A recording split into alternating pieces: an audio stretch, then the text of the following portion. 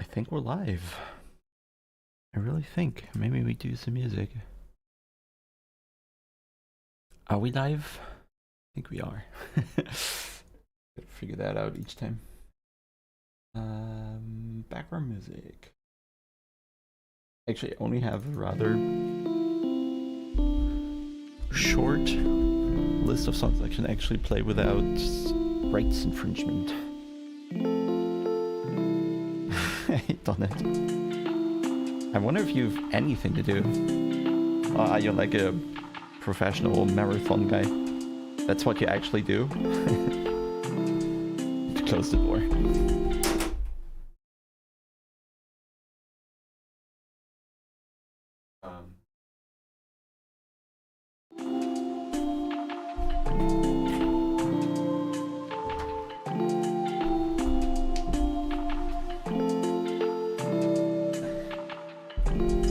Professional amateur sim racer. That's what we all are, I think.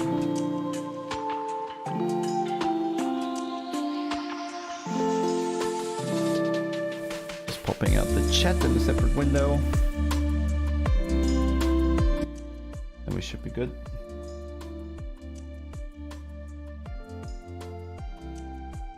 So yeah, since Friday we have another ESL R1 Rennsport event. I need to do practice. And I can tell you the practice is pretty dull. Because literally all we do is, like, this whole event is about qualifying, right? So that's what we do. We practice qualifying. Let me actually close everything else I just have open right now.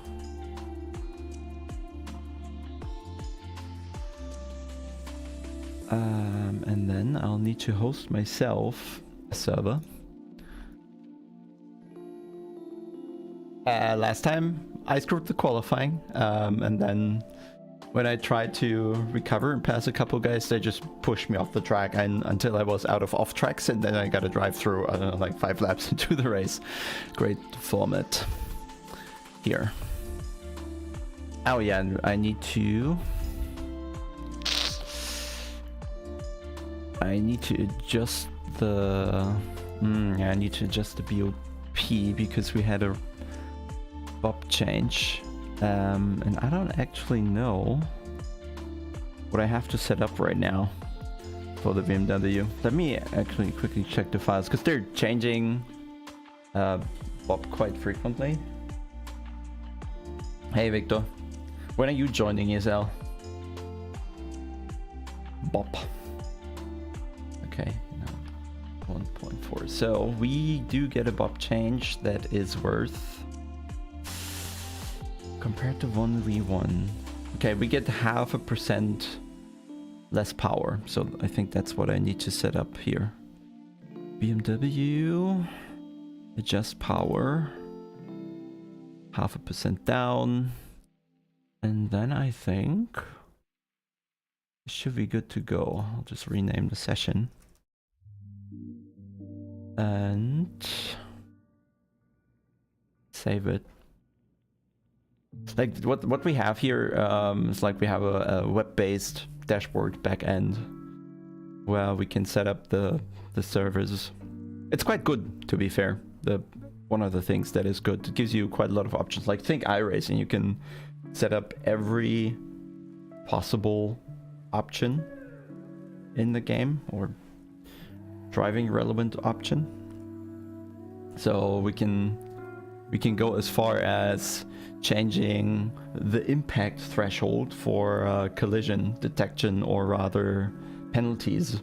So how much the speed difference needs to be, for example. And then you can like choose from a variety of possible penalties, from slowdowns, drive-throughs, time edit, whatever. So good flexibility there.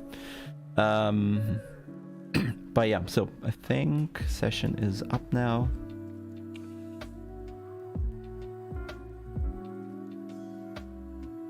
Close. Yeah, Victor, that's the most likely case, I think. Hey, Basti. Yeah. You'll join me in this. Oh, I don't have Steam open yet. The countdown is the ACC version 1.9 release.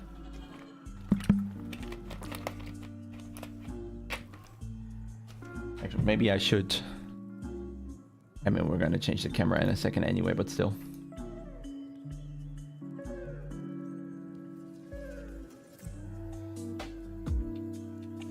Do it like this, maybe.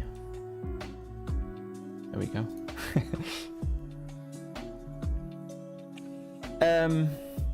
Next 7 days. So I'm doing Rennsport. So on Friday we have the next race. So I have just 2 days of training, 1.5 really. And well, then afterwards we have a Rennsport event the week afterwards as well. Then we're going to Spa. So it's pretty much just that.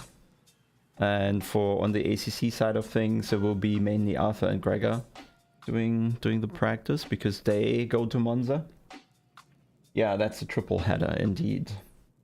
Pretty taxing, I have to say. Yeah, we're doing all tracks in a row and then we do them again in a row and we do them again in a row. So that's how it goes. Yeah, I'm gonna do this for like 2 hours and then I'll go, well, I probably won't make 2 hours. I'll die before I manage 2 hours. But I'll try to get some laps in. And then I'll head to the gym, I think. Okay, pause the music. Start the game. Start the game. Hey, Dinan. Are you at work?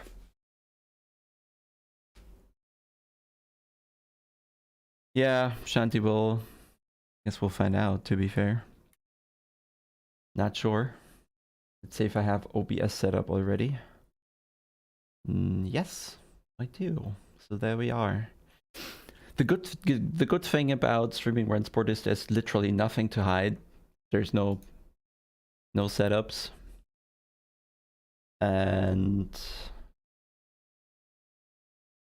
there's nothing I could potentially hide, so. And I think ABS, TC, brake bias settings, it's also, I think it's all pretty clear and doesn't have that much impact anyway, so. Hide the inputs, yeah, but I don't think, I mean, the others are winning the races, so I don't think I have anything to hide. Well, they are setups, but they are fixed for the series. I guess just because the game is early and you can't possibly account for people finding issues with the setups in terms of BOP. So to secure somewhat level competition, what we're doing is drive fixed setups. So now I just need to... But is that loud enough? Doesn't feel like it. Audio? No, that's peak. Well, then I just increase my headphones, I guess. Oh, it's probably the... Sorry, one second. I have this... Those headsets, they have this new function here on this side where I can like balance game audio versus chat audio. I guess the game could be a little louder. But anyway, I'll just keep it like this. What does OBS say sound-wise? Is the engine loud enough? I think so, right?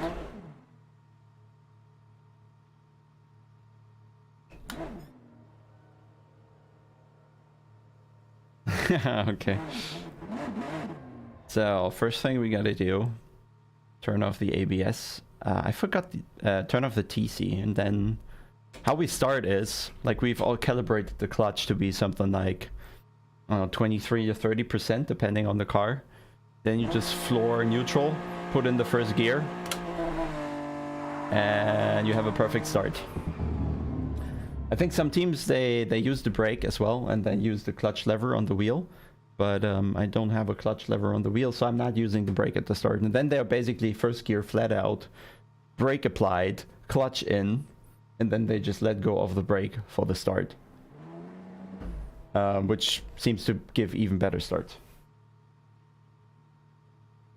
Could be louder.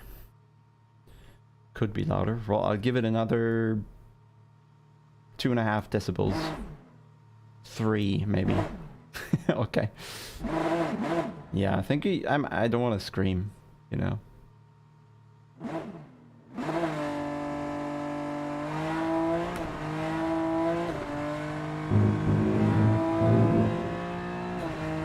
You can see how sensitive the car is here.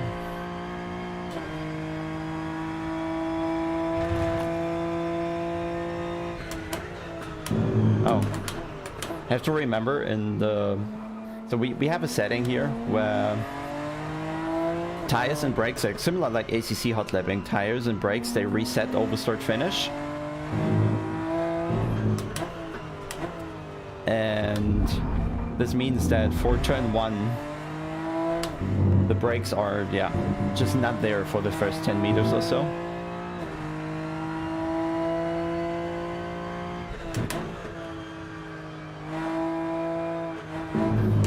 So on the first lap and on the qualifying lap, we always have a longer braking zone in the first corner than we have in the actual race. So you need to learn 2 braking points, and they are like 5 meters apart or something.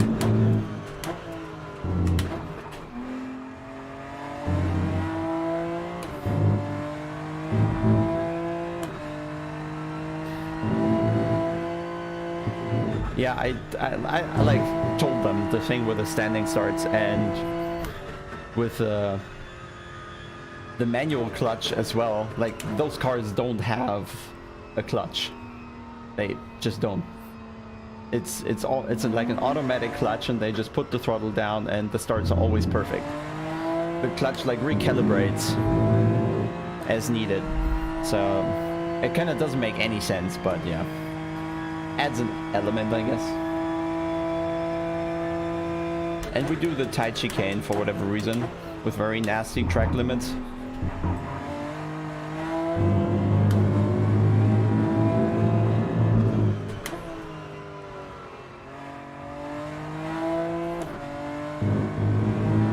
I think I need to learn the pattern again for the... I think I'm just changing ABS over the lap.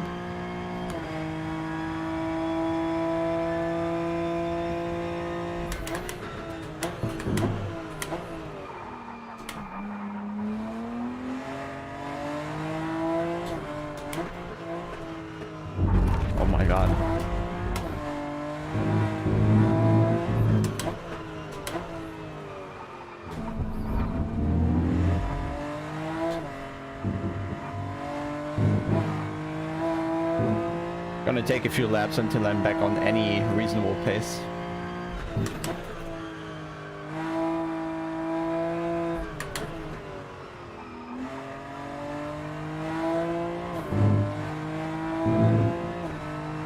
Yeah, I think the tight chicane is GP, yeah.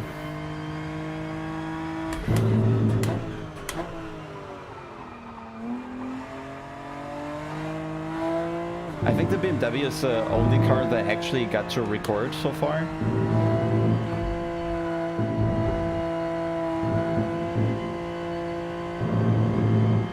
All the other sounds are like generic. Or like generated, but not actually recordings.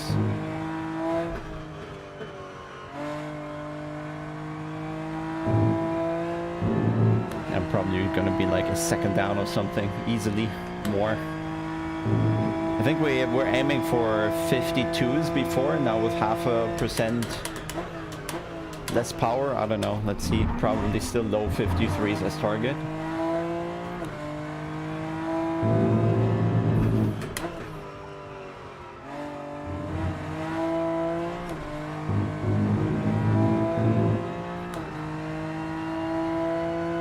Opinions widely differ in regards to sound, I have to say.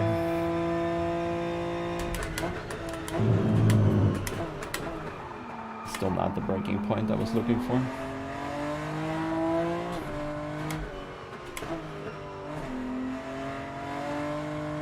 So 54.1. Missing at least 1 second so far to where we were. That's off track. There you go. And just showing you kind of the reality of the practice, how it looks. So fuel level doesn't change. Should remain the same, should reset over the line as well. Just as the tires do. And the brakes.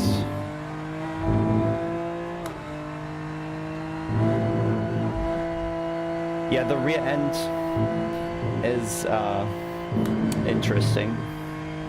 I mean, I'm driving without TC, right? But yeah, I can do sensational slides.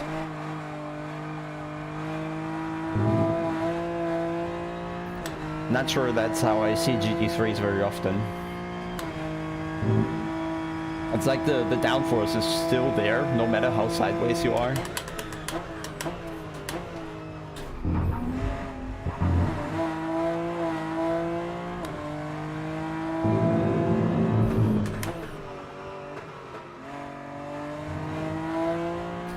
Well, the M4 is a road car, right? Yes, there's Nürburgring, Hockenheim, and Spa so far.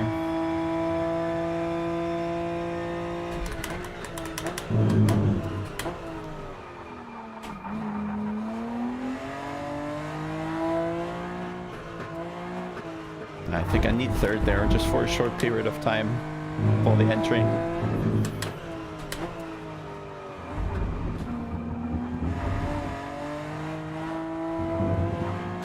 I know some competitors are watching. Show yourself already.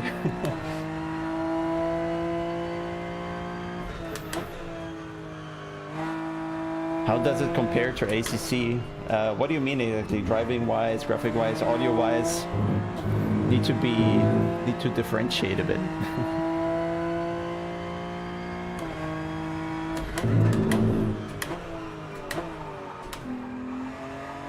Yes, it is boring doing the same 3 tracks all the time.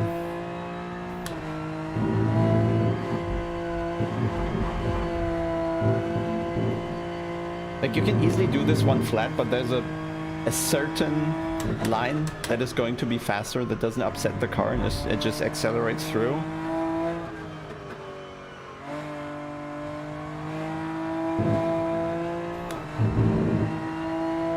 No, there's no training. The ABS is like either really, really good, or there's just something wrong. Yeah.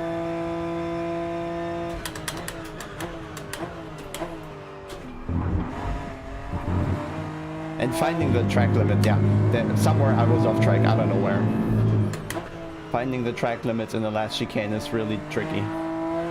Like, you need to feel them when you attack the corner, right? It's not really like you can look anywhere and then you know where you need to go.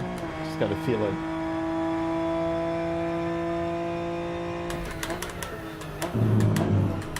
How well is Slipstream implemented? I mean, it's there. I feel it's rather little.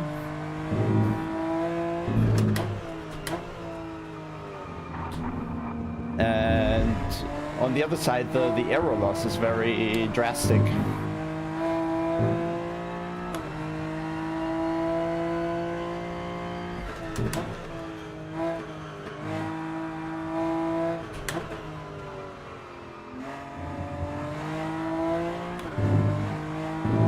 The chicane is in first gear because it's the actual chicane, not the one we have in ACC. Like, we can do the ACC chicane here as well, but there's cones.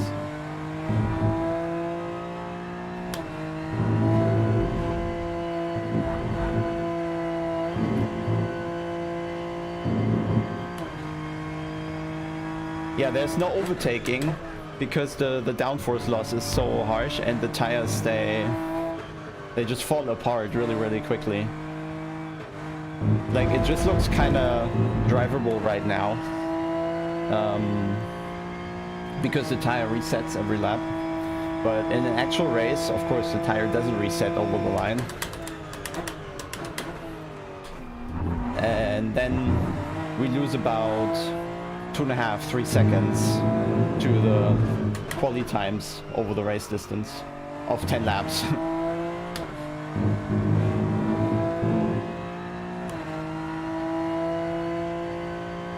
Driving wise, physics and FFB. Well, FFB is... It feels like there's very heavy power steering.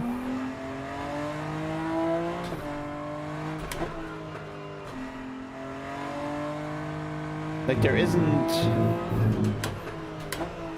There's always like a constant force in the steering wheel. Not friction. I feel it's damping. It does make a difference. Friction would be different. Nah, the times are still like at least a second off. We need to go a bit faster. I'm just warming up. I haven't driven this for a while.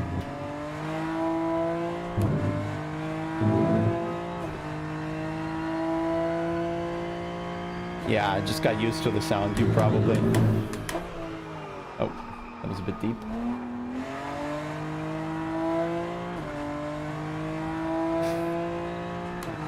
Gmail user. Hey, yes. Yeah, I think that's, I mean, that's the only thing I can offer, I guess. So yeah, the overtaking doesn't really happen for 2 things or 3 things. The slipstream might not be enough. The aero loss behind another car is very large, so I just can't do my speed through the corner when I'm behind another car. And then there's no straight here, really. Plus, the tires get really, really bad over the race really, really quickly. And then you don't really have a lot of room to play with to set the car up. Like to put it at an angle or whatever for a better line through the corner. It's just not possible. You don't get better exits than the car ahead, like, never.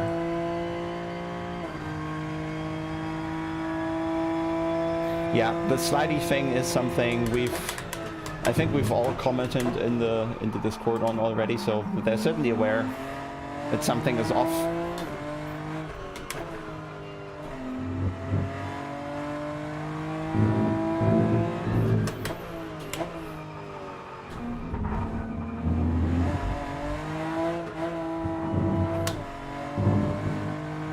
Where's the fucking track limit, man?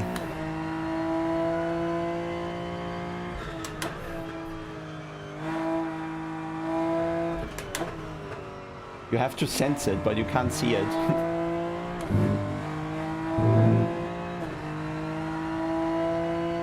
In qualifying, we all drive without TC. I think there might be...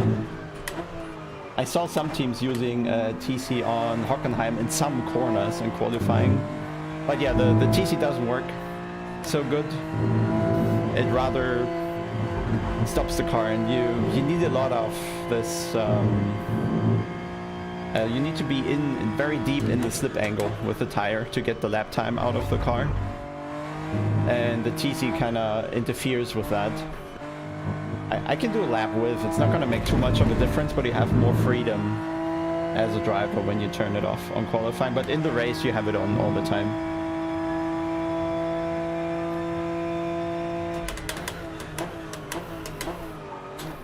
Yeah, the game, of course, has replays, sure.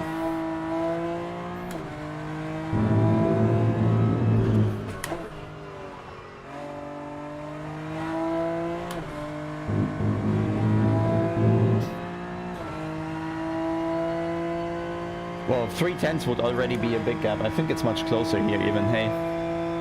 Hey, Manu.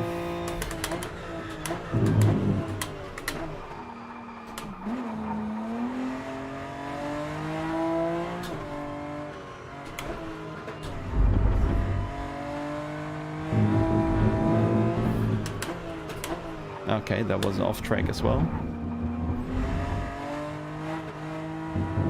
This is the most annoying one here, I think, in turn 4. Because there's no actual curb on the inside. You could just drive next to the wall. And it's just as usable there. So you have to kind of constrain yourself to staying on the track and still cutting as much as you can get across there while keeping somehow 2 tires left off the line. It's deep. Still a breaking point to find there.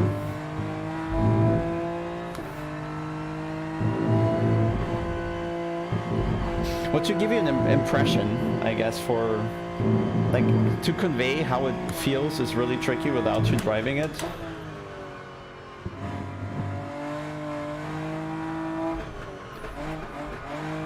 But let's say overall the car is very responsive, right?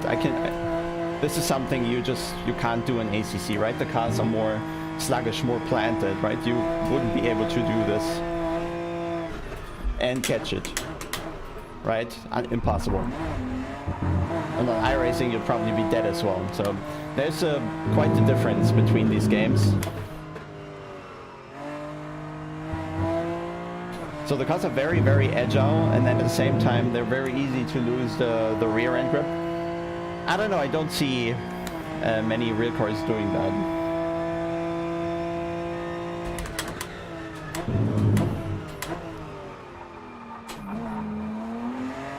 To be fair, I almost died there.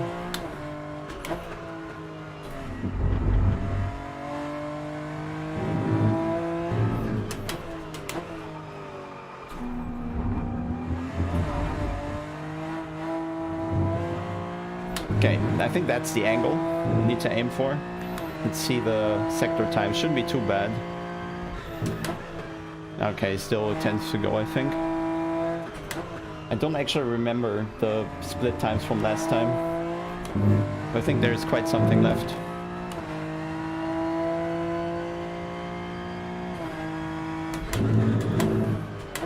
Okay, that was too early.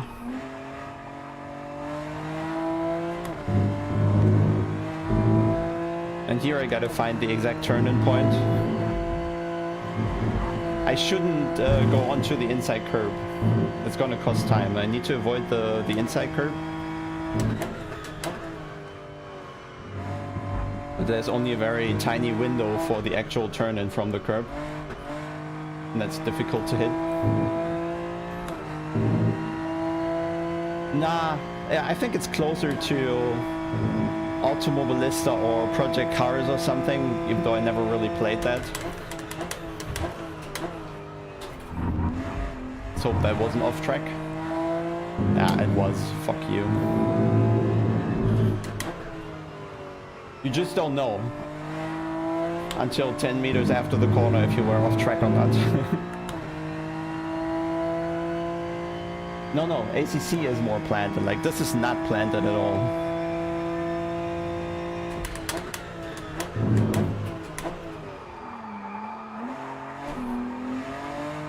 Like, I can keep the rear end stepping out for the entire lap, right? Until the tires completely overheat. And I can also overdrive the front as much as I want. Of course, you see, it's not turning, right? So there's an ideal point somewhere before just doing this. But the car still does things, so you can... The tire is very, very tolerant slip angle-wise.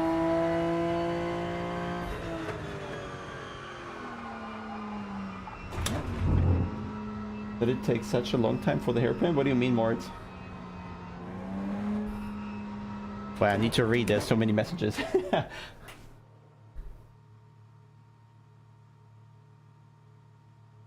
Make this bigger, I'm old.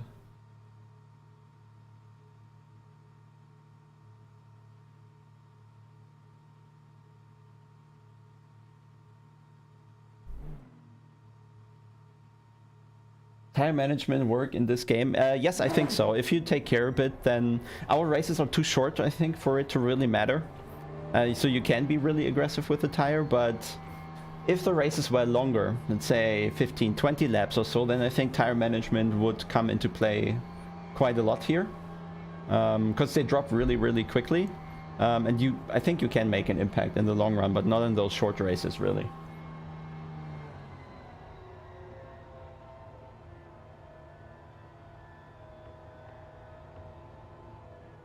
Yeah, some corners feel off as laser scanned. Well, I don't know.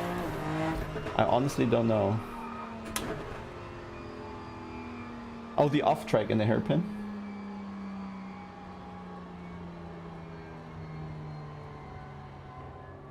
Oh, you mean in the chicane?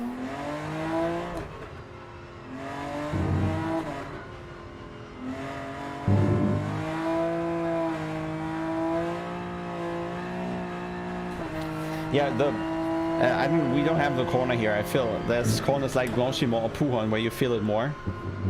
But just, you kind of have grip.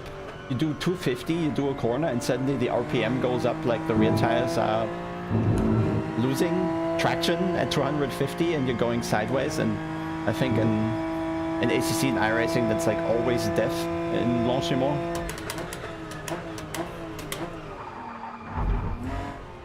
Okay, let's try proper lab or something.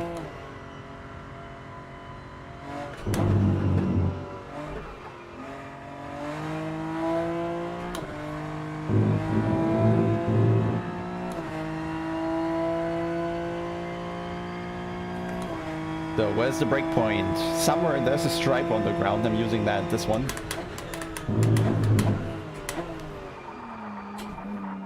Then short shift to second for traction. Throw it in, down to rotate, short shift.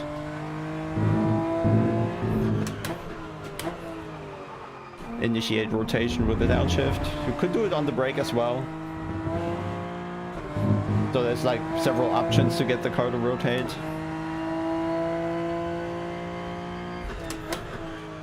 Can do it with an aggressive downshift, can like initiate it on the brake with an aggressive turn-in or something like that. There's various ways to get the car to rotate, but which means it's easy to rotate the car, but it's not easy to kind of stay within the slip angle that's actually fast, right? I can easily go all the way sideways, but it's not gonna be quick, so I need to kind of tone it down again until like this, right? You hear the RPM kind of fighting the slip, and that's where you want to be most of the time.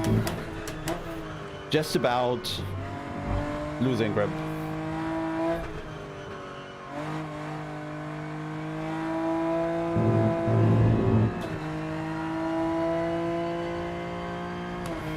Well, it's not as brutal as it won. We're not going to 5th in the hairpin.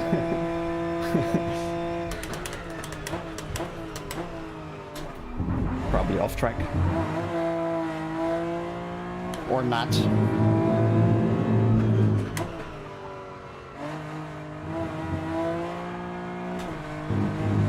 That's gonna cost some time.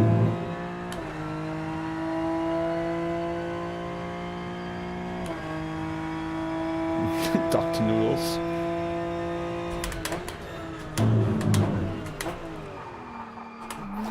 I don't have low graphics though, I think.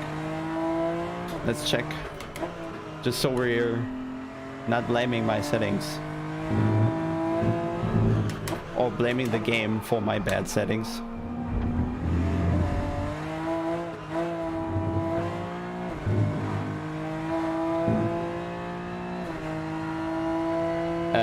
Yeah, that's true. It's more sideways than not.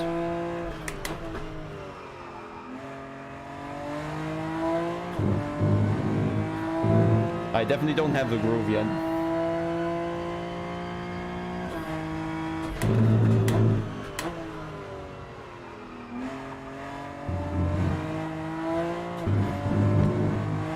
Still some practice to go, I can tell you that.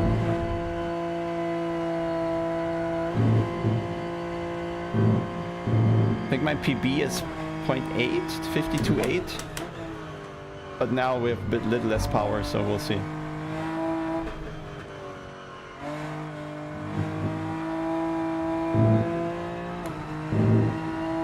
What cars? We don't know. We're not more informed than the general public about what content is coming to the game.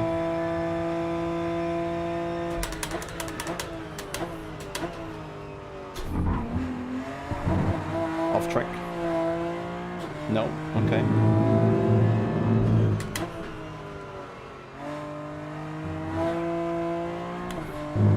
Clip of Rogers, last two corners. Holding, yeah, a permanent slide, indeed.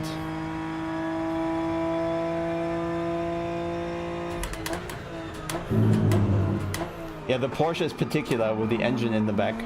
Like, it really doesn't help with the rear tires already kind of being slidey, and then you have the engine sitting on top of it, wanting to go places. So yeah, that car is sliding a lot. off track. Yep, it takes forever. Just tell me right away.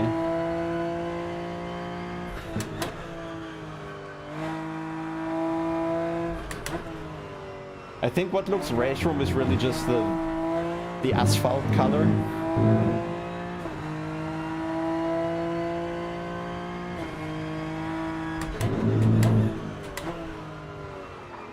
Well, yeah, if they improve everything and make it better than all the other games, then it's a contender, but I don't think it's like you just choose to make it better than the others. You actually have to achieve that as well. It's not like the other sim developers aren't trying to make the best they can.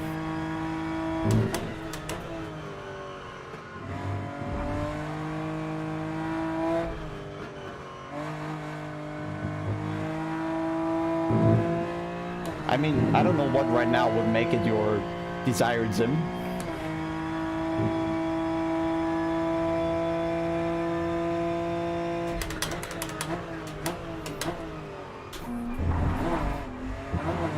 Annoying.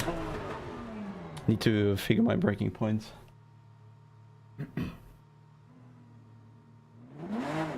Yeah, the cut. It would be good to have that instant information.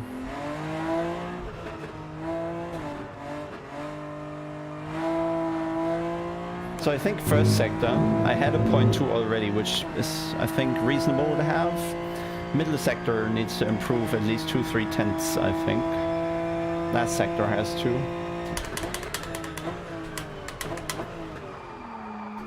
That's the RNG slide that you want.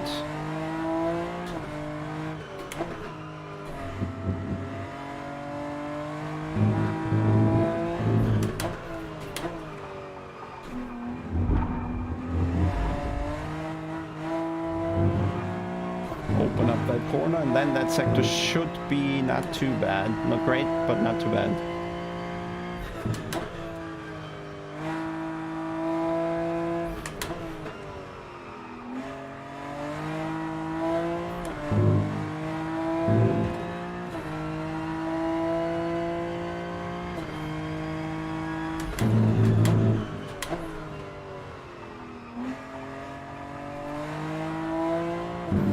Well, yeah, I don't know if LFM grows in a certain area. Maybe they can at some point start running service across the globe. I don't know. But yeah, just for a couple tens of people, it's probably too expensive to host a server somewhere in Australia.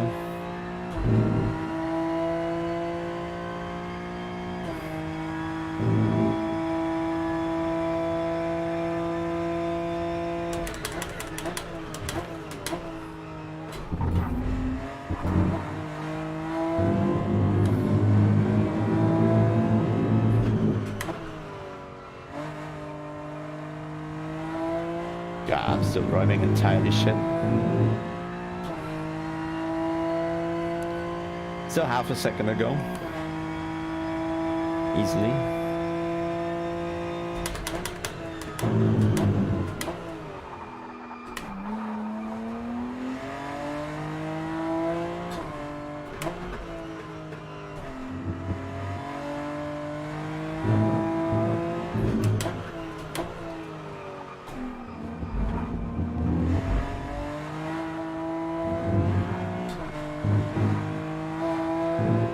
Yeah, still fixed it.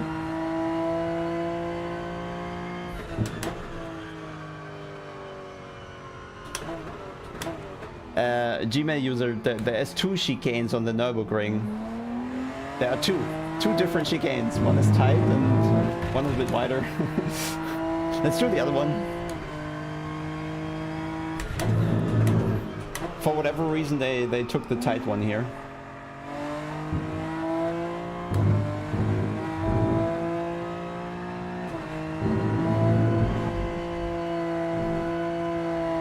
You can see how I'm going through the steering there, and it's all a bit sluggish.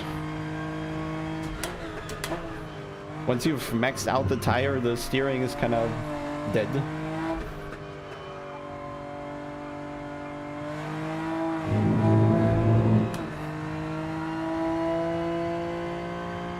If I do a hot lap with the other one, it's probably a 51 or something, or faster.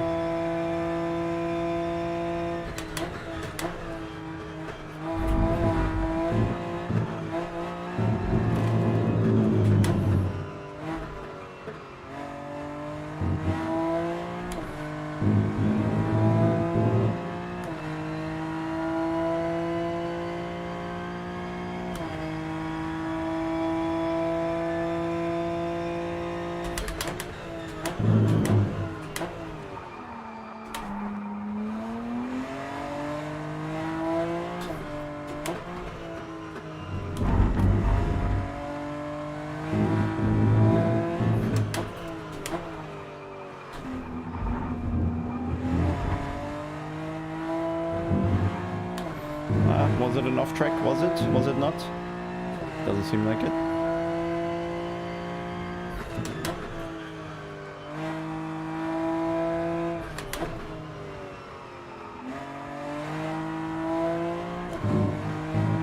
Yeah, it's all about kind of living with those micro slides and finding the correct one in every corner.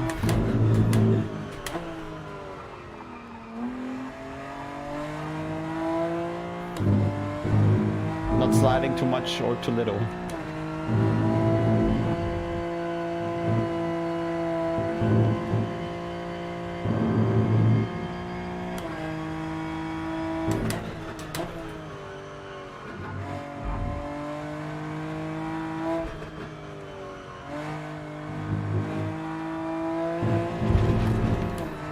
You can take a bit of sand on the corner exit sometimes. It doesn't cost too much.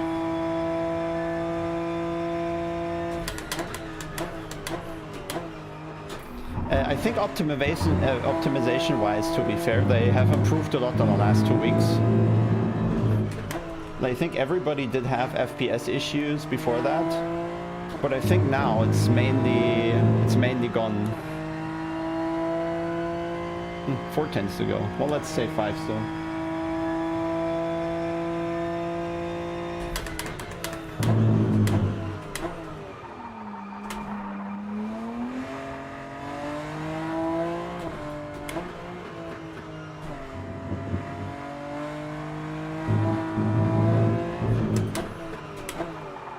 Yep, nice.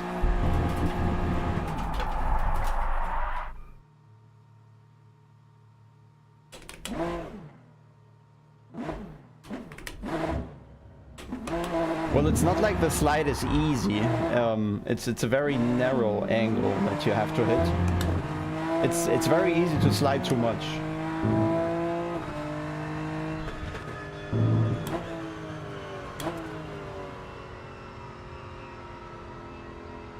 Well, it wasn't for me, Basti, I think, because my FPS weren't bad, but and I've turned down the FFB frequency because I feel 400 Hertz don't really add anything except there's this grainy feel, and the tire has like, even with the ABS, right, the tire has like micro lockups, and this would make the tire start vibrating over time. Not in qualifying here and with the tire reset, but in an over race distance you get vibrations in the wheel from the tires, yeah, locking up ever so slightly on the braking.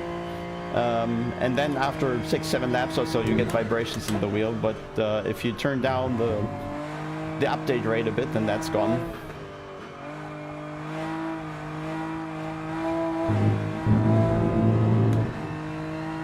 Yes, widgets can be positioned. Actually, I can probably show right now. The only annoying thing is when you press escape, the car keeps driving, but you can't control it anymore. So you better become stationary before you do any settings. I think it's here, and then you have the display, edit HUD layout, and then I can move everything about. Just not with a mouse, I have to use the arrow keys. And it moves really slowly if you want to get it from one side to the other. It can be a bit annoying. Greetings go out to Kevin Ellis Jr., who thought that is a language he doesn't understand.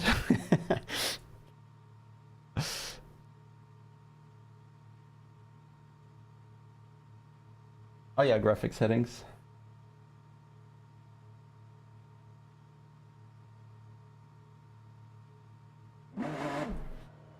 Video. Okay, well, I turned things down a bit. Let me increase it, okay? Let's try Epic. See how many FPS are left. Hello? Car, can you... that's the thing now, I can't stop the car.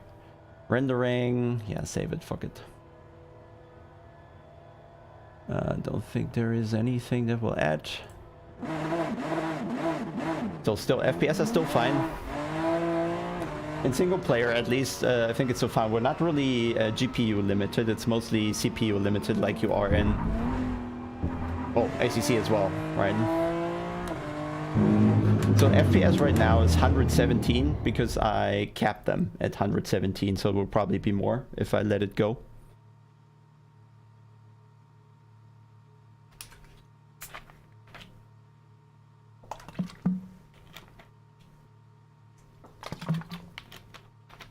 Yeah, bloody, I don't know. I don't know their development plan. I don't know what they're targeting.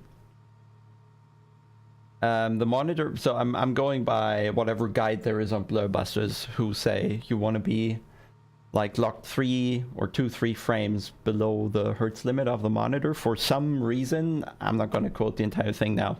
So I just live with that because I'm fine with it.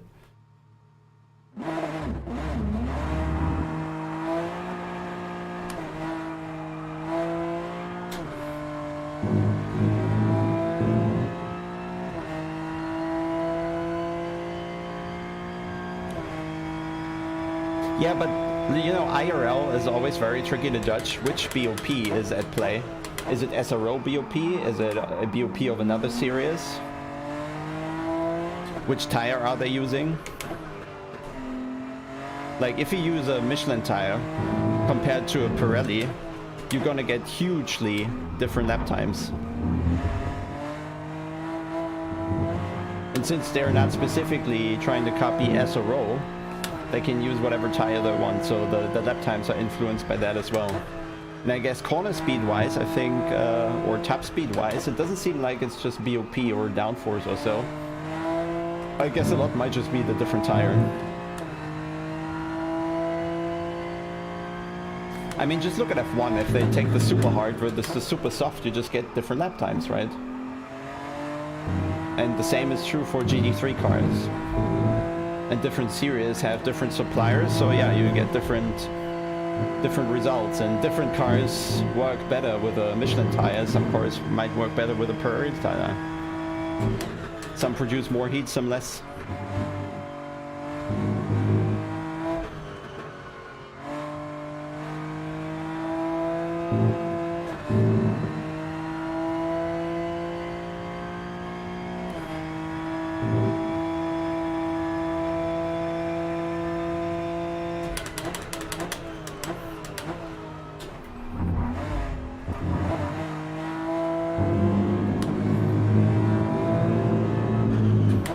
Let's try a lap again, with a bit of focus at least.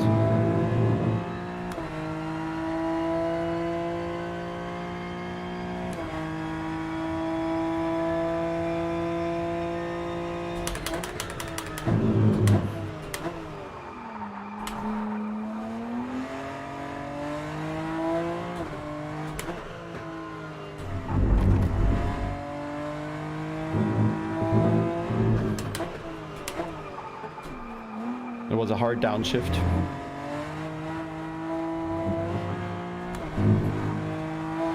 But yeah, I get a feeling better for the slide again, because I screwed up and still matching my best sector. Or the sector from my fastest lap. Oh, that was tragic.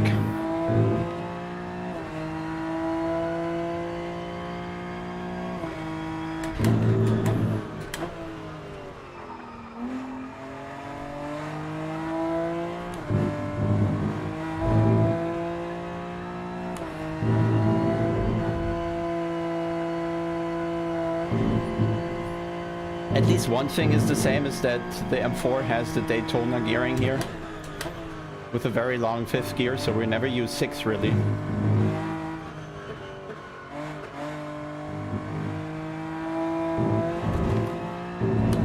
also the torque curve like just needs you to go all the way to maximum RPM.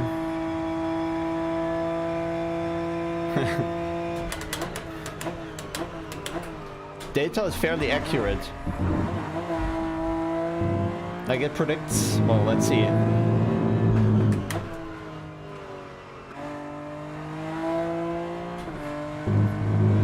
0.66, 0.65, somewhere there, and we have a 0.65. Does it anything better?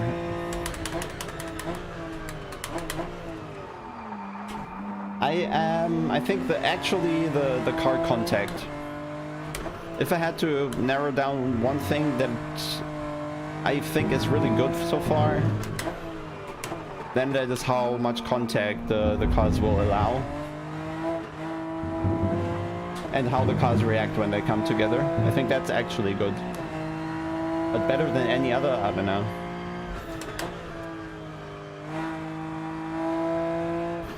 Better than iRacing for sure. Where you don't need any contact to die.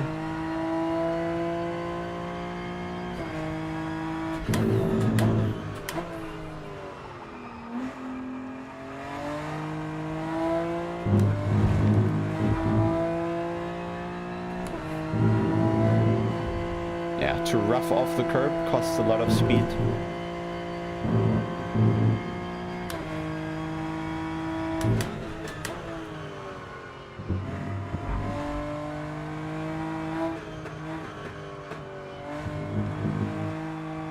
Nope.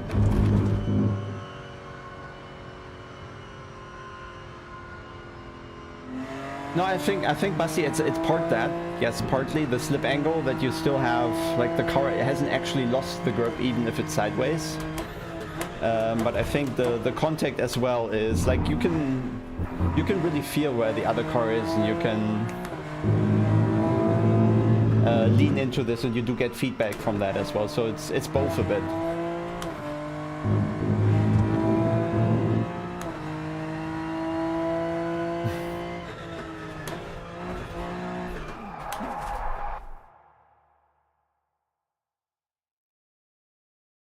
No, they're hosting service, so there's no P2P lobbies.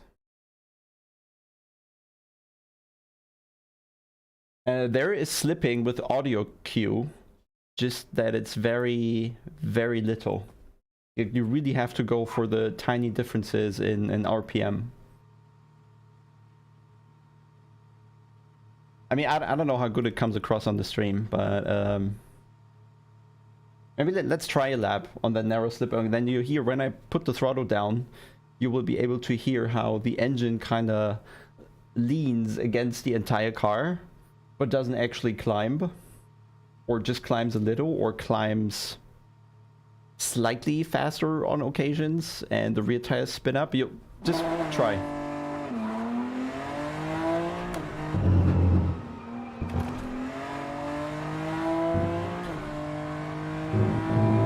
And of course, yeah, you have the oversteer feel in the force feedback, but it doesn't give you a sense of that tiny slip angle that you're looking for. That's solely audio for me and visual.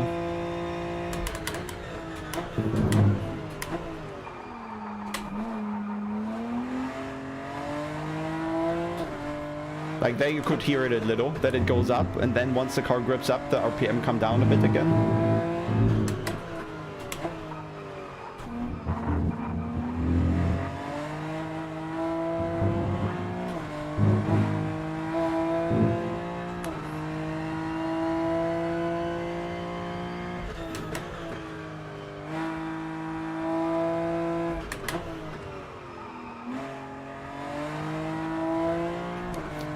Yeah, I don't think you're really throwing the car into the corners. You're just trying to get the rear to rotate. But you don't really need to throw it. The rear is more than willing to do that. You don't need any fast or aggressive steering inputs for that.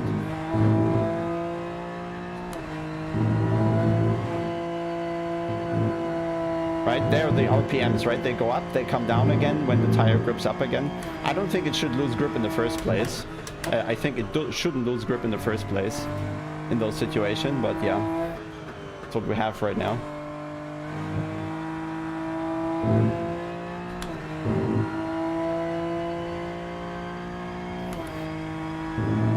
It might look like throwing because they're so responsive, but I don't think we're actually throwing.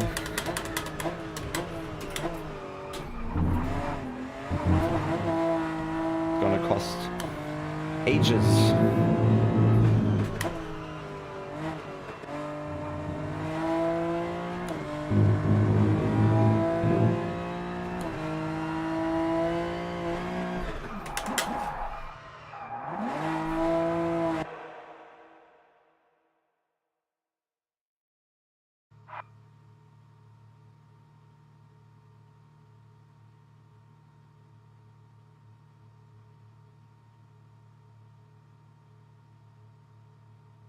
Yeah, but ACC also has an issue there with the front ends, right? And I think that's definitely part of what the next patch is going to change. Yeah, there is a setup menu, but we don't have access to that yet. It's just fixed setup. Scooter with yeah, the variomatic is true. It's not a problem of the sound, I think. It's a problem of how the tire and engine are actually connected and how the tire loses grip.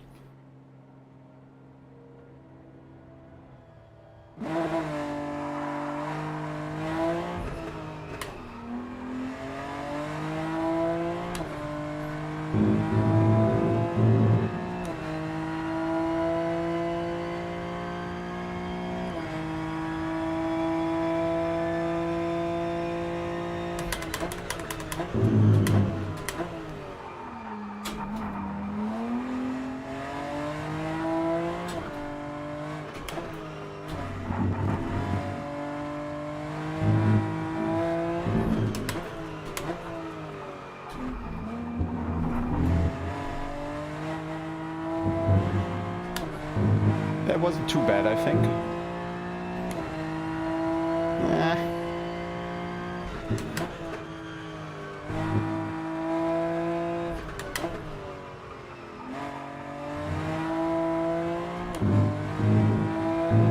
Still it tends to go.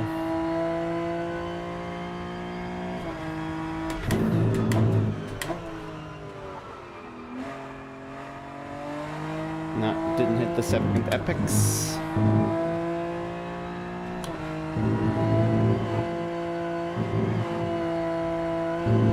I'll answer that in a second, sorry. Just gotta complete that lap.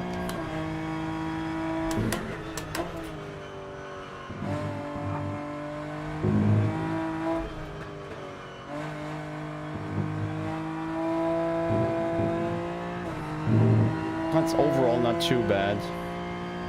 But boy, have we been faster.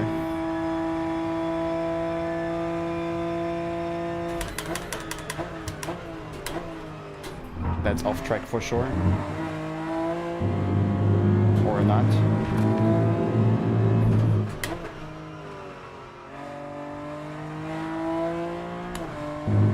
You see, a fast lap doesn't need all the sliding. You gotta work around it. Not the fastest I ever did, but at least a start for the training. Do you have much control over FFB? Yeah, no, it doesn't do that. Let me show you. There isn't too much. So controls, and here's everything basically. So force feedback wise, here, bit of filter.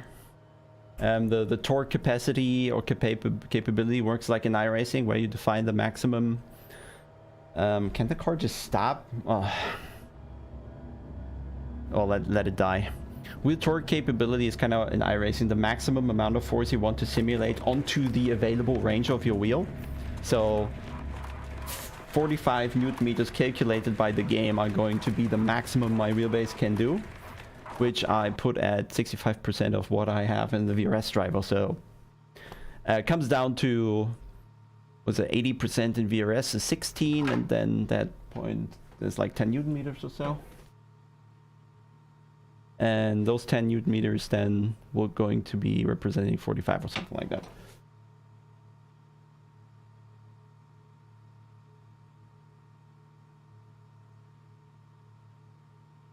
Yeah, it's easier to create the rotation, but I think it's also quite difficult to stay in the right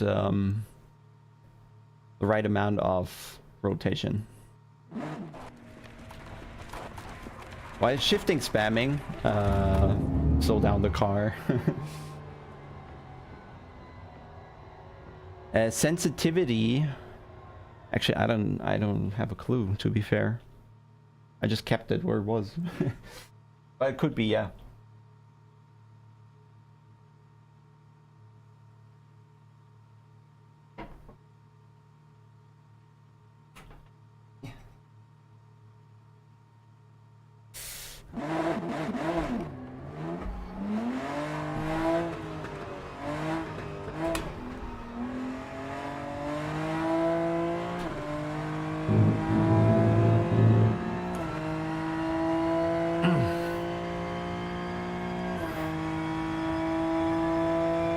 Sure.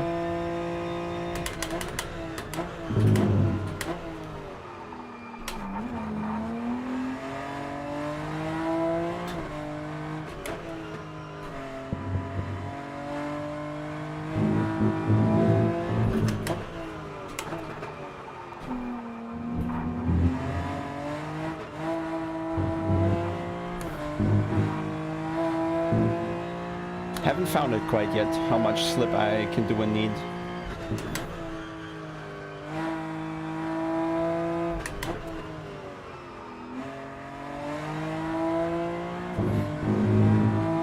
I'm pretty sure later on you'll not be able to tell the difference between a 0.0 and a 0.3 or so, visually.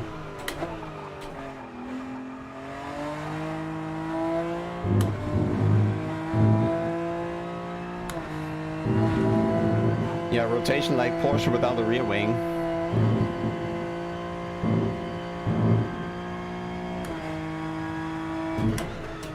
But the grip of a Porsche with max wing. That was really bad. Like, I could have gotten across in time, but it would have made the rear super loose.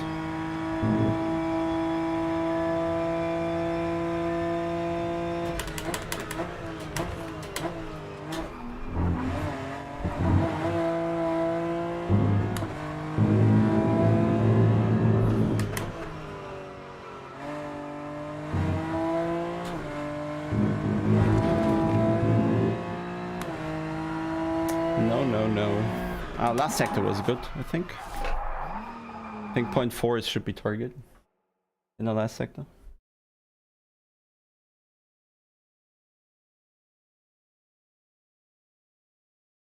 I think Mercedes, I have the document open still, one sec. Mercedes does get minus 5 kilograms, minus 0.5% of power. So it gets lighter and less power because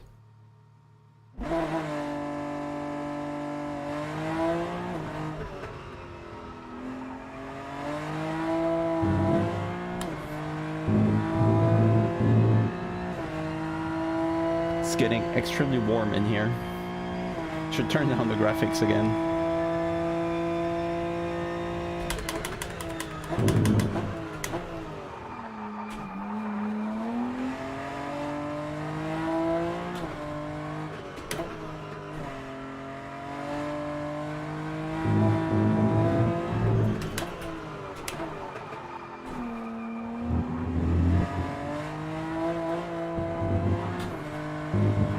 Like, if I just turn in there with full throttle, the car is just reverse. I feel like the BMW is the hardest to manage on power. In the Mercedes, you can just slam it, the car is still understeery, has a lot of traction. The Audi is, I think, similar. Not as good as the as the Merc on throttle. But I think the Audi drives more like, I think throttle position wise the Audi drives more like the Porsche and ACC, because it almost like straightens on power, at least in the qualifying setting. I guess in race trim we all just have no rears left. Maybe the Porsche is actually worse than the BMW on throttle, I don't know. At least the rear like never has grip in the Porsche. Yeah, bye Dinant.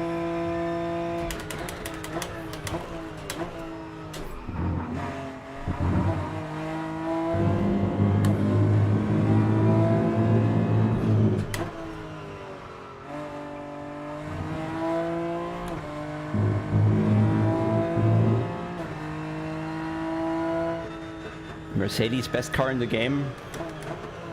I'm pretty sure Dara likes to differ.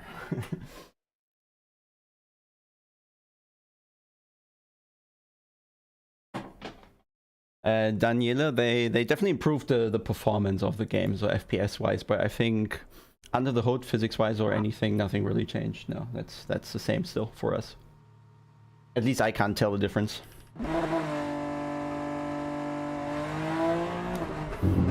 I think the first couple rounds the Audi was the fastest, and they bopped it a bit, and now maybe the BMW had a race or two, like last time Nürburgring and Spa. I think we were all pretty much in the front, and then they changed the Mercedes quite a bit now, and ta-da, it wins 2 races in a row.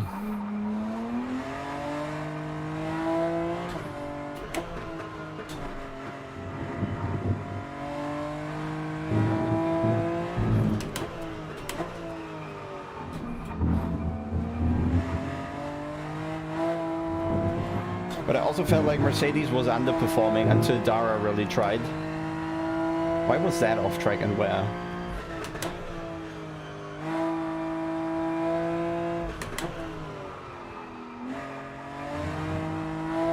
I think track limits are the most annoying thing here, to be fair.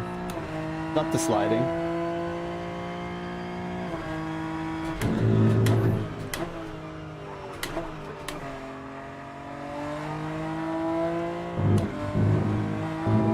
Yeah, Mercedes was, again, they changed it quite a bit, was really good. Or it became really good. I think when I tried it in Spa, just a couple laps, I did a 14.4. Just 2/10 shy of my BMW PB. And then they changed it. Still, I think. Did they? I think it was good. Hey Yannick, well, yeah.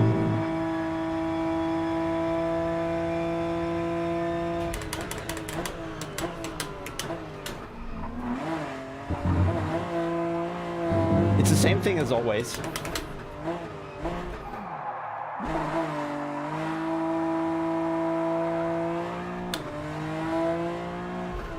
You really have to. So the best grip through the corner is when you put the tire right behind the sausage. Right? That's why you want to. Do I have actual different views? Can I look behind? Do I have a look behind button somewhere? I don't. But you want the tire to be here, but then the outside of your car is just next to the track limits there. So you have like a 5 to 10 centimeter room where you have grip and are not off track. And it's very easy to, well, get it wrong, obviously. So 90% of the qualifying laps are kind of either slow or off track. Oh, I found the TC.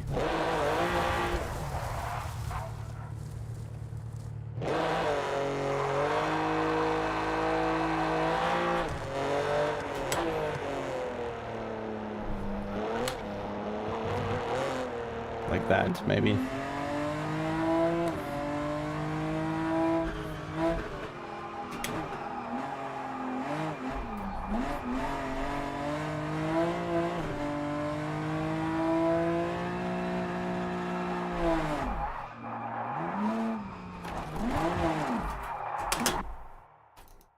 Let's do a serious attempt.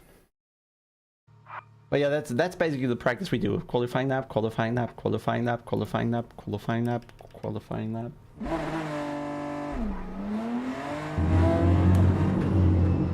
Because that's all that counts.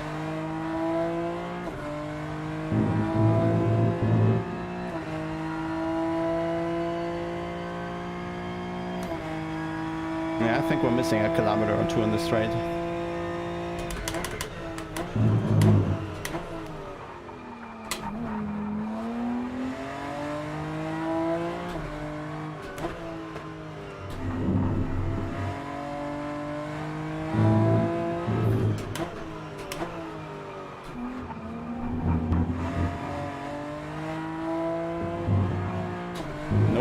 surely off track. Yeah, but it takes forever to tell me. Like, tell me right away. So I know where it's actually happening. And not just, well, that corner.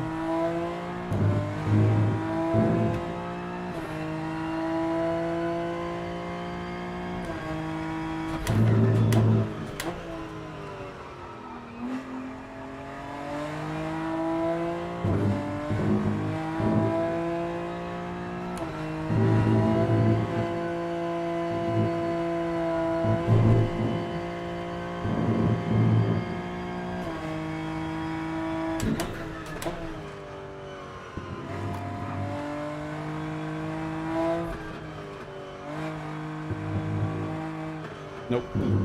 Didn't dare to go on throttle. I was stuck in a tiny bit of understeer. And more throttle would have, yeah, cost lap time as well. Was just about in that slide, but just about not.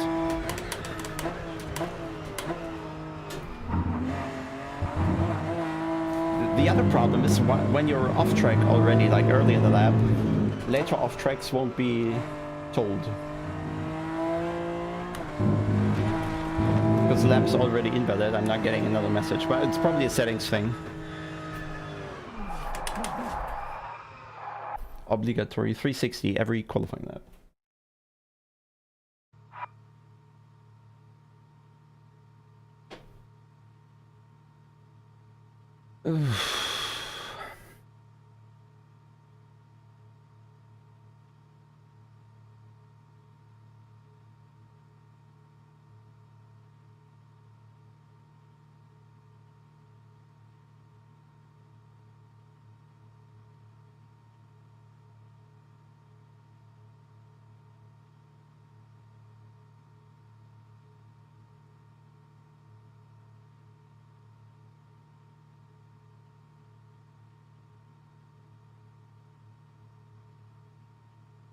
Are you all dead?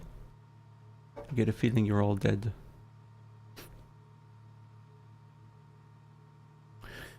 Okay. Let me do one more. And then do a couple of hundred more.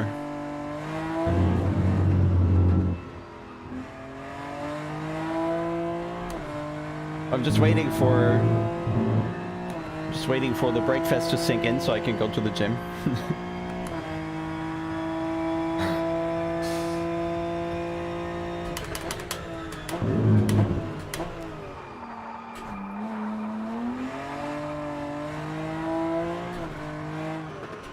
That's too much. Yeah, and that slide just won't stop.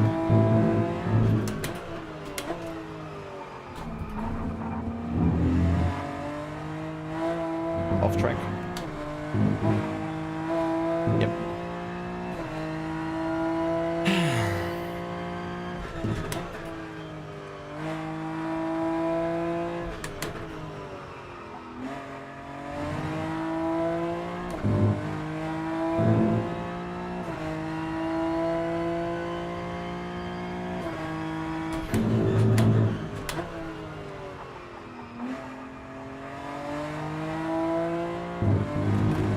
Not an issue, but annoying is that there's like the delta is only per session. So now every time I do a qualifying lap, I set it up for one session to only be one qualifying lap. So I can have the exact same scenario as in the official race on Friday. And then I never keep a delta between the sessions. So I always start from scratch again.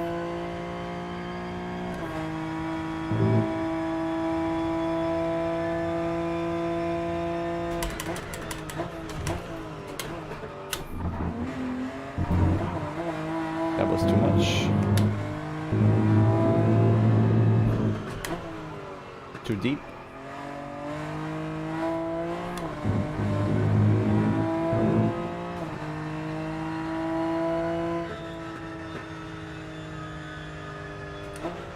Yeah, the downshift protection on the BMW is horrendous. Like, the Audi can over ref by, I don't know, 1,500 RPM or so. I think you shifted at 8,000 or something. But if you spam downshift, it goes to 9,000 something or so. So yeah, gets half the half the braking in the Audi comes from the downshift. But also you can't dial in the... Is it so dusty? You can't dial the brake bias back in the Audi enough, I feel. Like in the Audi you always have understeer.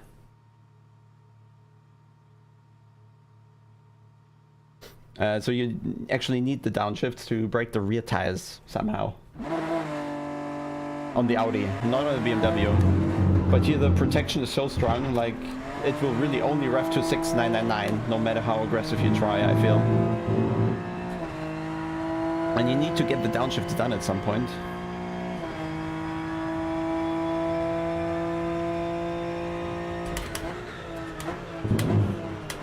I could also not spam, it would work, but it takes patience that I don't have.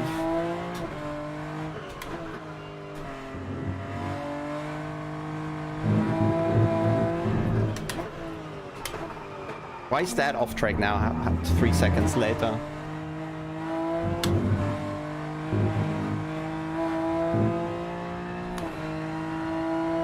Yeah. Yeah, this game has no understeer in general. Maybe the Merc. You always have enough rotation. The only problem is you most of the time have too much.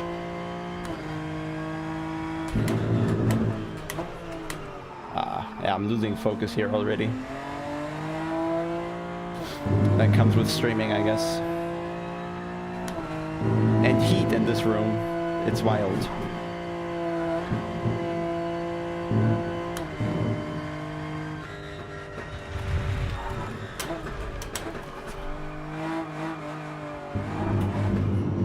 Roadrunner, don't give me ideas to make it non-public.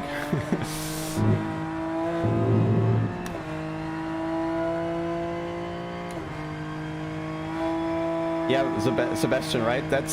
There are these situations where you normally get terroristic understeer, and here it just doesn't exist. Just as much oversteer as you like, really.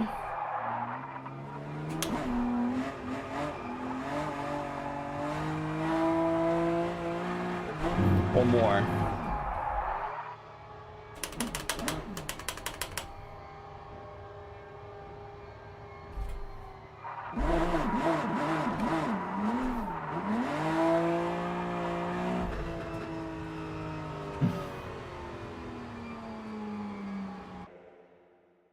Yeah. I think that's 8 degrees of camber on the front axle.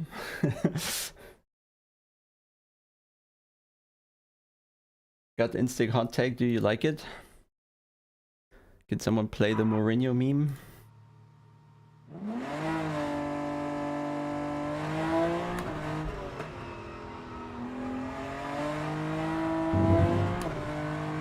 But yeah, you see how easy the car likes to slide, and keeping it inside the limits, that's the target.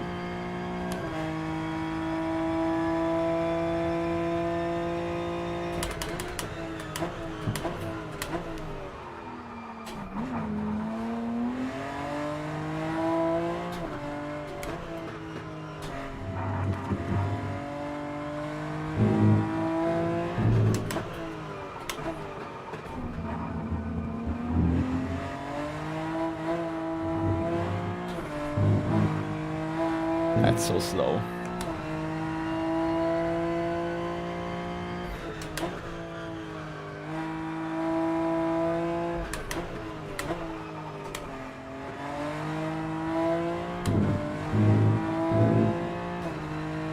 Hey, Pippa.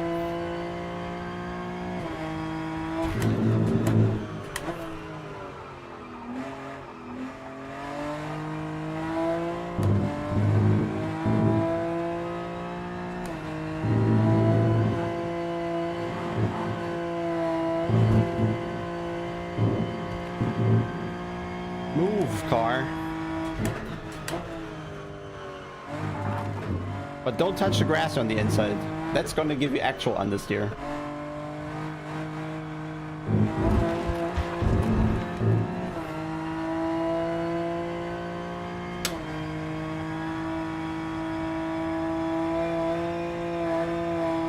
Can we do a Scandinavian flick into... No, let's try the last corner.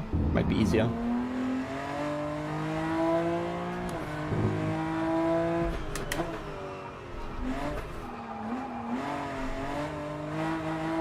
Need more Richard Burns training.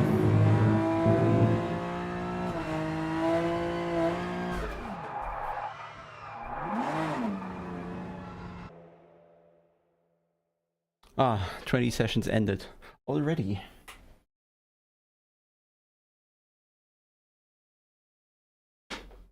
Yeah, Daniela. Unfortunate turn of events, isn't it? Let's do something. I'll quickly go pee, and then we'll just do a race start real quick. And there's my 11,000 kilometers that didn't get me anywhere so far. But then let's do a race, and I'll show you how the tires die. Okay? Be there in a second.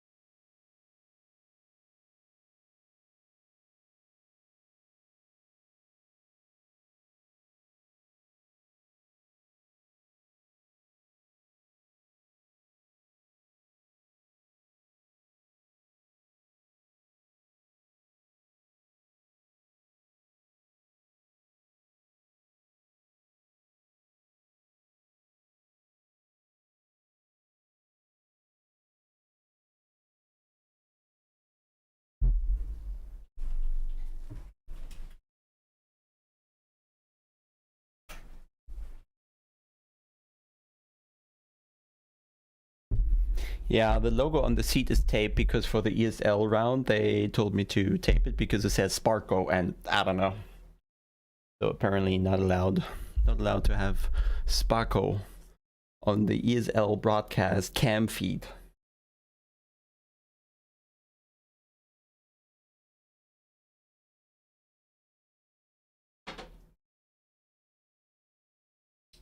No, there's no frame rate limit. No.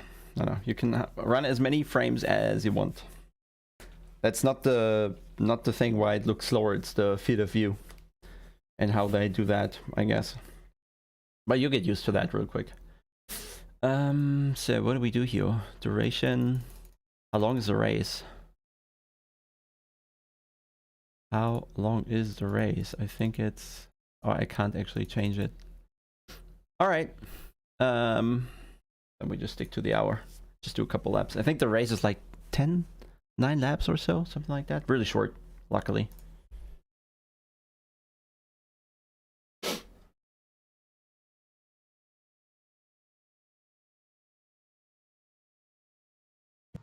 Did I have the 2023 license plates on the car? And that's probably an error on my side. So, race. First lap I think is going to be fine. That's as close to the qualifying as will be.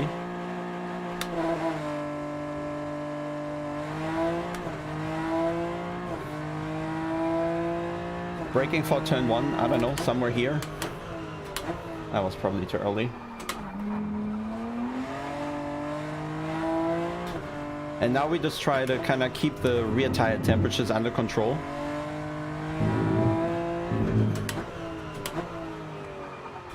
And the gap from front to rear tires, well, small.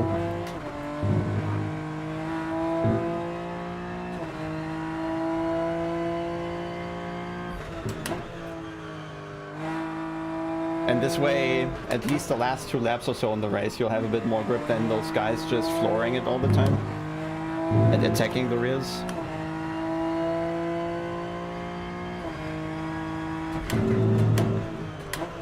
There should be an FPS overlay above my mirror. Look at that.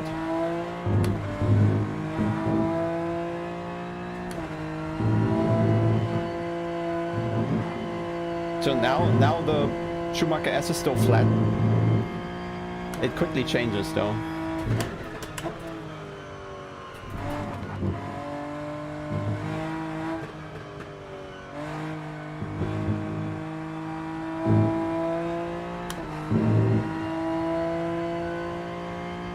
Say above the mirror it says right now 116 FPS.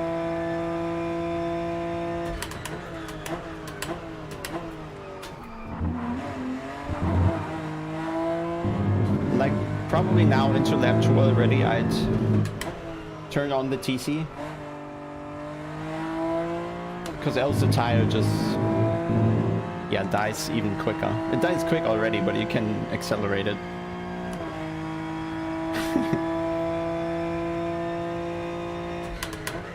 Now we brake later, 41, because the brake pads are warm, or the entire brake. There you go. Now it's very easy to have too much slip already. Even easier than before.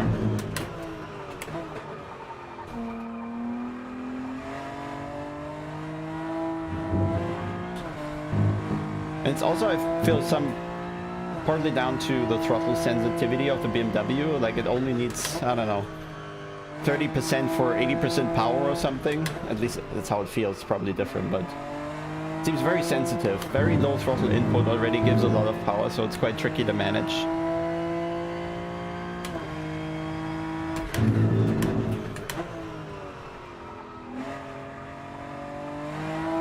See, now the TC is on, we're still sliding. Nah, no need to manage the fronts. Ideally you would kind of attack the fronts more so the balance in the car stays stable. I tried that a lot, but then over those short races it's all really just wasted effort.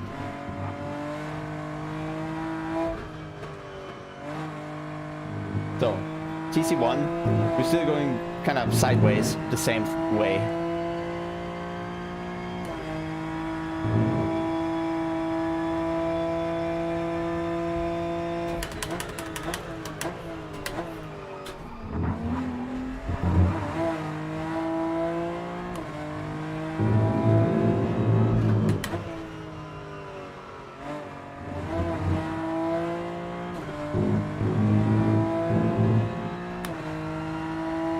That I can't judge any, not at all. So now we have already 10 degrees difference front to rear on the inside of the tire there. Like my shitty driving.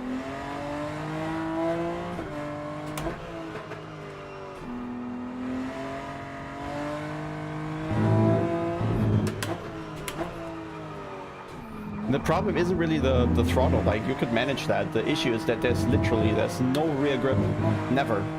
Like the rear is never stable, not even when you go straight it's stable.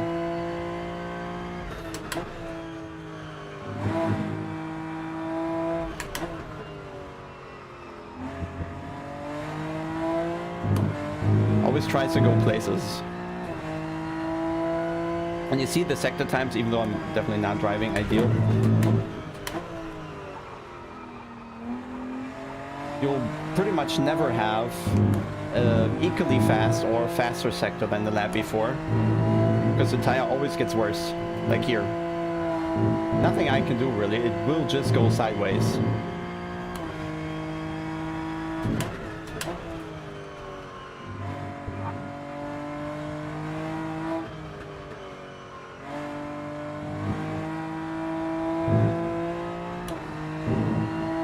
And you can see the TC is basically engaging all the time. Here.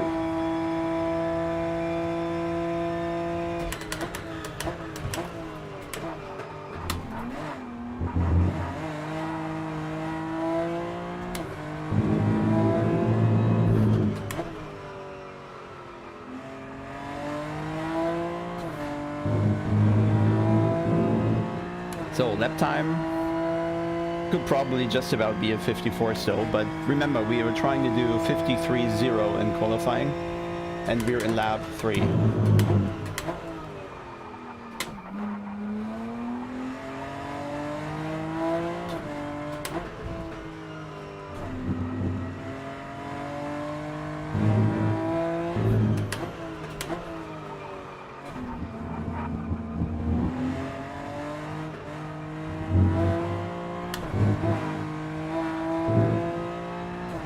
Hey Nico.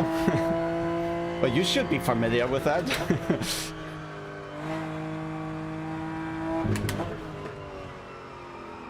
Aren't you in 5th gear here?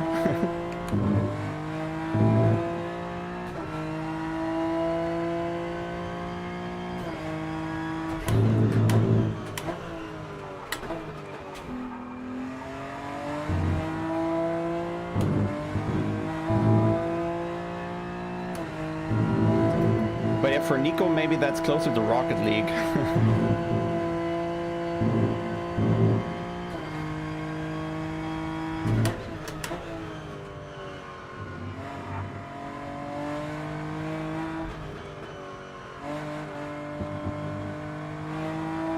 Now you all can, maybe you can already tell now why it's so difficult to fight, because as soon as you're not on the ideal line and have the perfect angle, you're losing time. And when you're behind someone, it just gets so much more trickier to do your line, especially because of the aero loss and, well, poor visibility.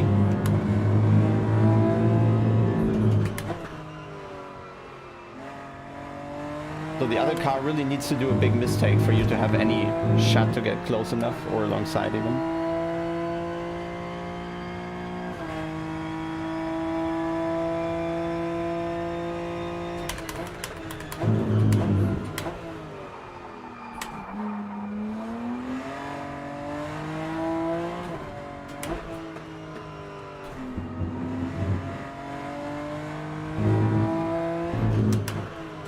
So in the race, we're really just babying the cars, I feel.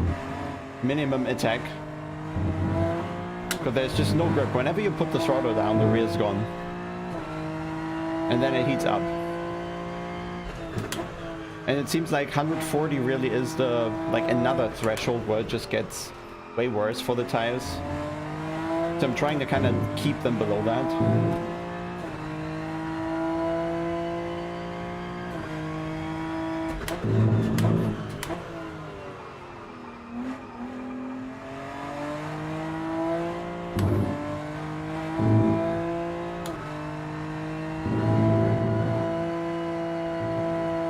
Well, all cars in reality have different throttle maps. Like the Ferrari is very aggressive with the throttle, for example. The BMW with a turbocharger probably is aggressive to get the turbocharger spinning, but the power isn't as instant as it is here. And then the Mercedes V8 probably responds very quickly as well. Oh god, way delayed.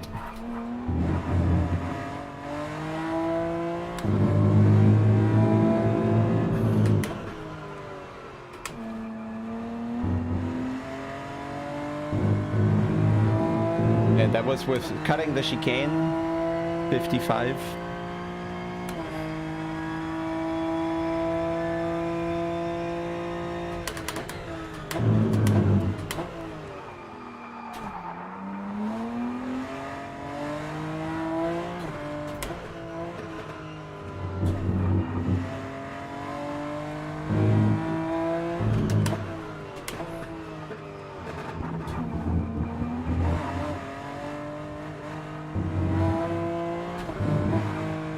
The car's just swimming all the time. The worse the tire becomes, the more you're swimming. Or floating, however you want to call it.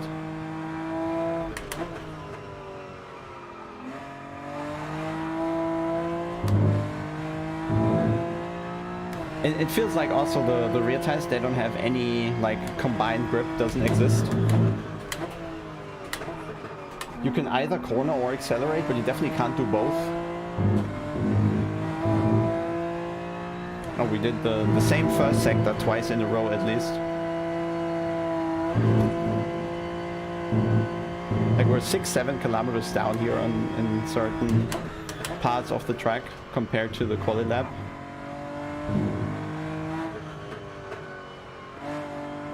And I'm really driving careful now because it would be no problem whatsoever to get the rear to slide all over the place.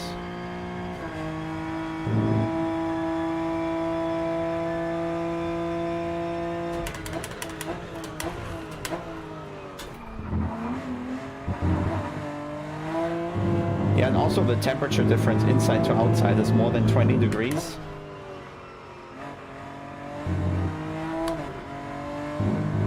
And that's wherever they measure, right? It can't be actual surface. It's like a couple of millimeters into the rubber, I guess. Pasta? Hey, Pasta. Are you the second account of Tortellini, or what's that?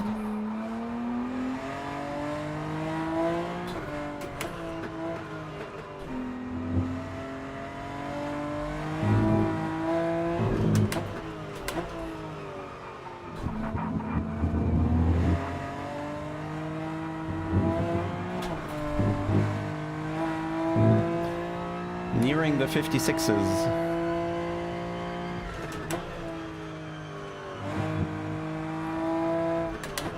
The front tires do also get worse, but they're not getting worse as quickly as the rears. So you always get a balance shift towards more oversteer.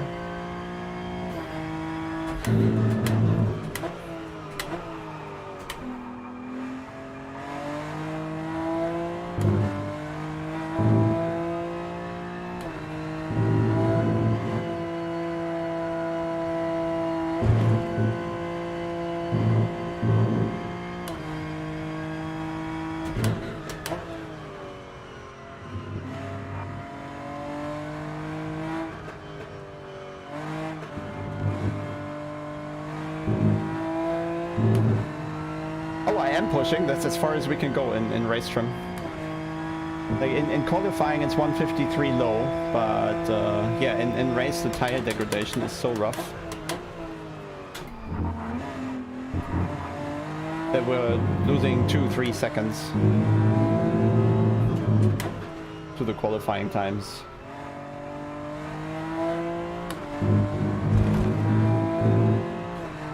And they do, and now even with the 200 hertz now, I get the vibrations in the wheel from the micro lockups.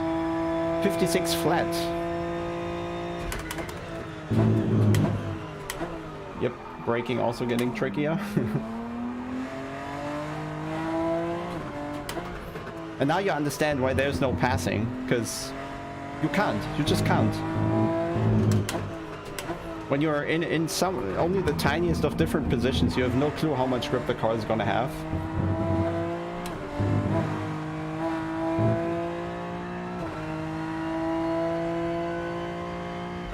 Yeah, I think everybody probably tried at some point to manage them, but you can't. You just live with it. They just die. No matter how slow you go, they will die. So it seems faster to just like somewhat attack them and live with them getting worse. Because if you go slower, well, you go slower.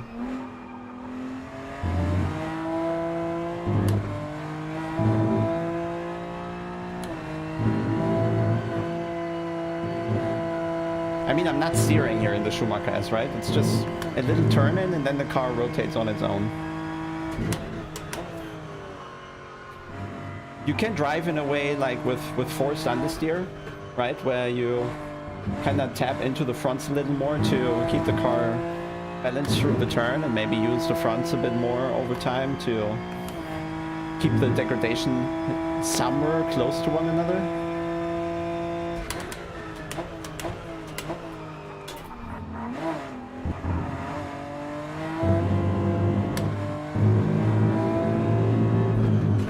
Like this, right? Just forcing the fronts a bit over the limit so the car stays stable, but then the issue on the exit just remains.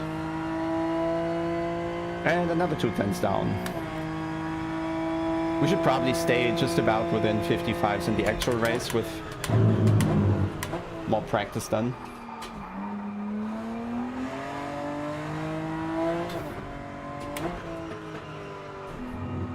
But I can't possibly try anything here, position the car better or dive anyone or whatever. I'll just not have any grip.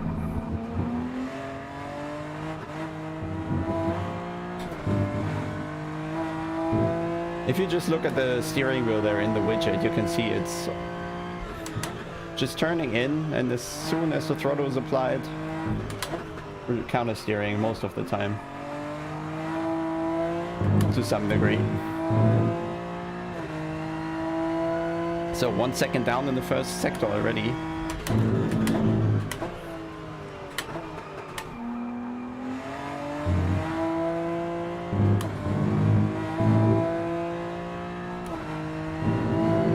And then when you add aero loss here in this corner, I don't know, then it's... You go from sailing to ice skating. There's no front and no rear. There's no AIs yet, which I could use to demonstrate, but that's why there is no passing in the race. It's just not possible.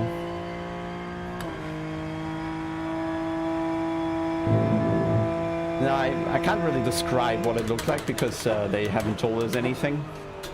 I can just tell you that it has a very wide slip angle that you can use. It's probably faster using, say, I don't know, half of that. Just a bit of that slip, but you can use a lot. Like it can slip a lot, but it will cook the tires, and you will be able to still control the car, but it's going to be slow. And you have to find a way to kind of not fall for it, and not use the slip angle that is there. So manage to just about go into it, so to say. It's tricky to see, I guess. I'm just being very, very... well, okay, that was a proper shit lap now. And you can also see why we're not having longer races, because the tire is completely gone after 10. And the tire kind of... It gives you a lot of time to lose and regain the grip. It's all very... You see it coming for a long time. It's not that snappy.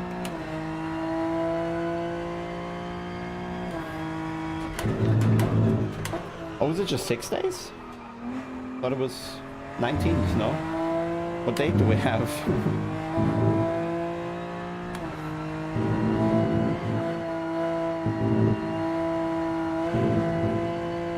I always wanted to test how far we can go with the tire once it completely dies. So let's do a 20 lap run, which we've never done so far. Really want to know how slow it becomes. Yeah.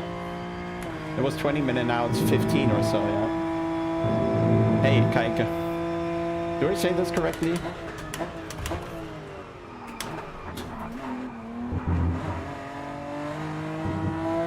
There's nothing you can learn from me here, I'm just starting practice.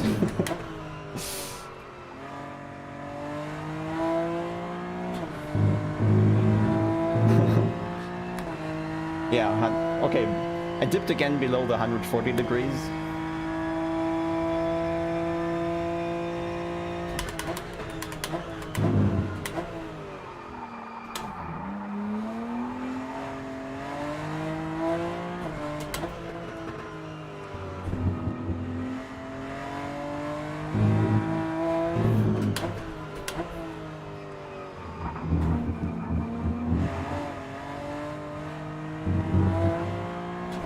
If you haven't seen it, guys, Kaike in chat is also a competitor here for Furia for the Brazilians, or the Brazilian team, let's say it this way.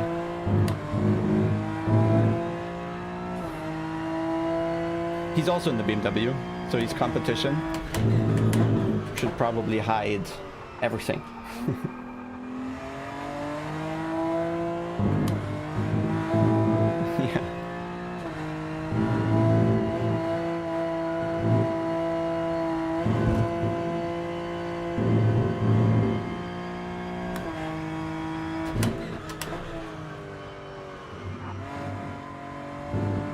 Maybe the tire stops fading at some point, or I'm yet to find that point.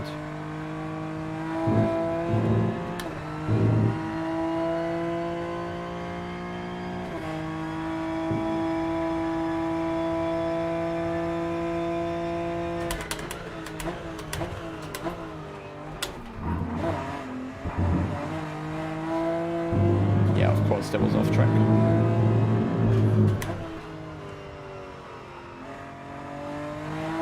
I'm almost using only the front tires with too much steering angle to slow the car down, because as soon as I hit the brakes, the rear steps out. Yeah, exactly. Nail Q and that's it. And then hope everybody behind gets tangled up in a fight so you can pull away.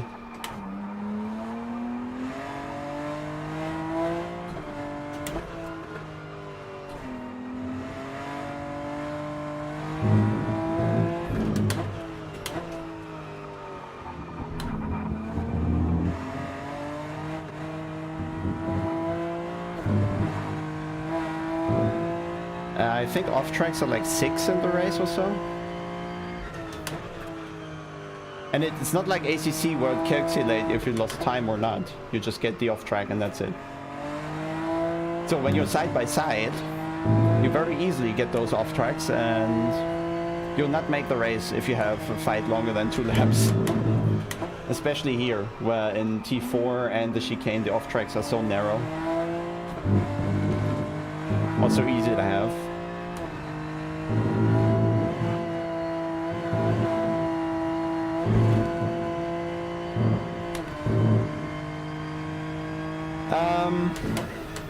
I'd say it takes a couple minutes, like 10-15 minutes or so to swap games, really. If you do it on purpose, I did it like more often. Really just driving a couple laps in Rennsport, then going to ACC, driving a couple laps there, and then back and forth to get used to that. And I think that helps.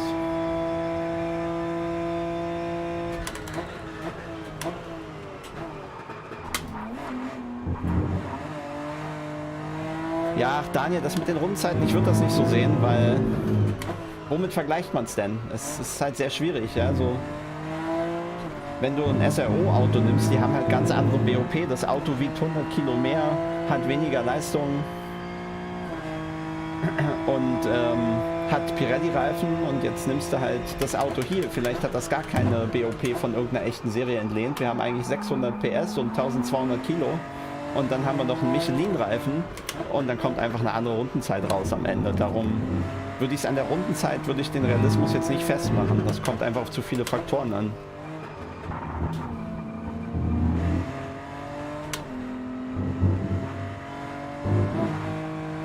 Where are we? Nearing 57s.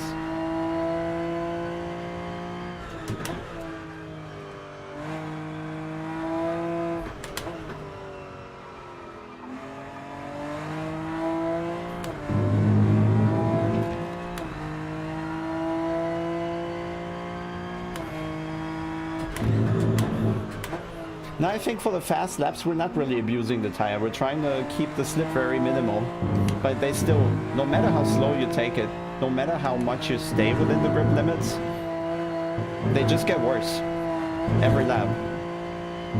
It's not really the abuse, we tried this, to take it really slow, the tire still wears very quickly.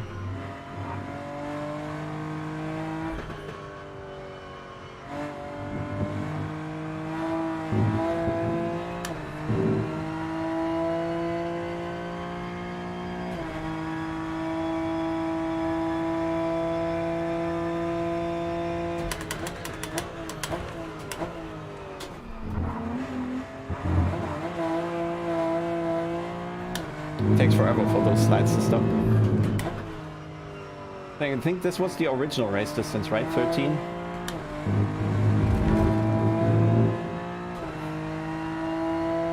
Well, still 50. Seems like the tire stabilizes now. Somewhat.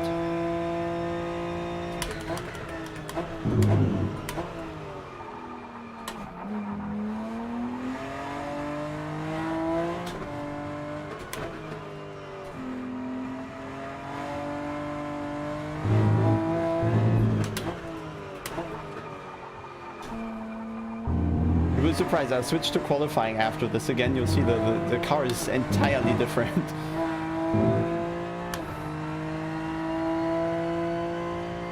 Nah, I doubt it's time dependent. It should be down to how you use the tire, but to actually get rid of the wear effect, you'd have to go so slow, like 5 seconds off the pace or so, and then yeah, okay, it doesn't wear, but you're also not in the race anymore. Using them, I think, is still the fastest way, even if they degrade. Say you have too little impact on how they degrade.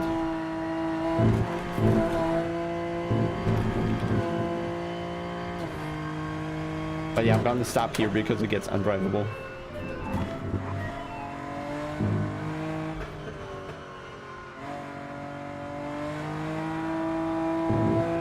At least I've never seen this in any GT3 race where the drivers are sliding every corner on the exit.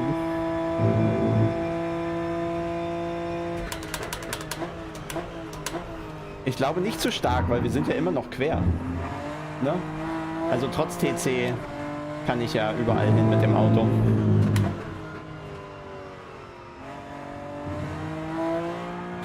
Ich müsste deutlich mehr TC nehmen, damit es irgendwie stabil wird. Let's try a lot of TC, see what happens. Sorry, that was ABS. Let's take TC5 or so, see what happens.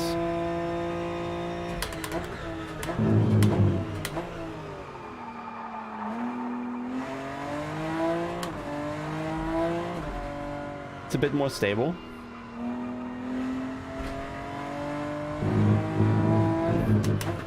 Let's see if the time's faster though in the end.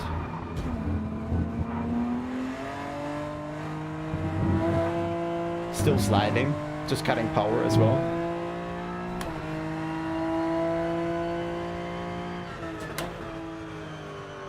First sector 2/10 off.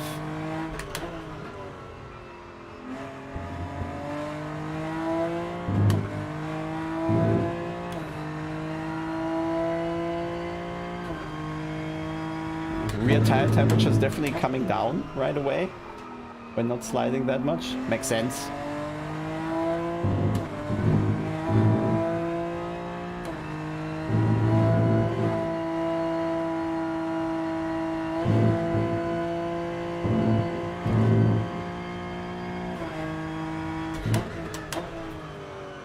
Well, if the race went long, maybe it's an actual option.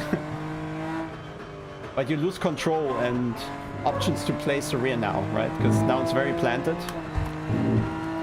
But yeah, sectors are still slower than the lap before. So at least we're not gaining anything. Maybe we lose less.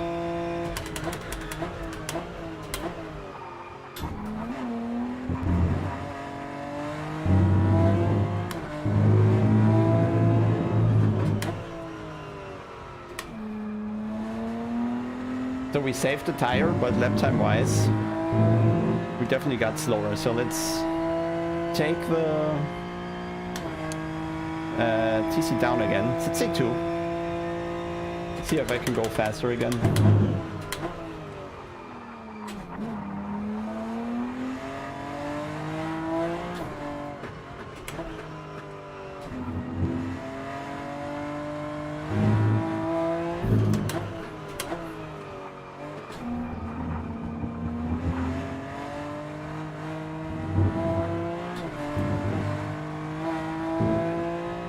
First sector coming up. Yeah, 3/10 faster first sector without the TC. And more sliding. Tire temperatures back up right away.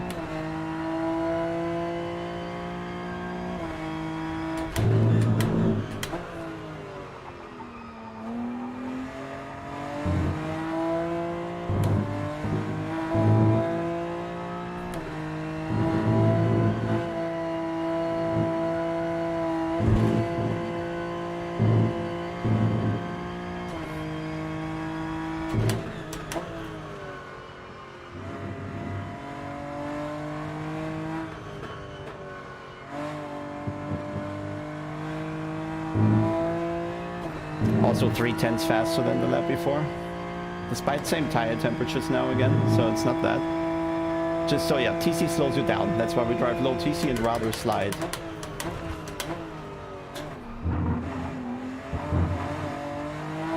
And saving the tire further because, well, it's faster.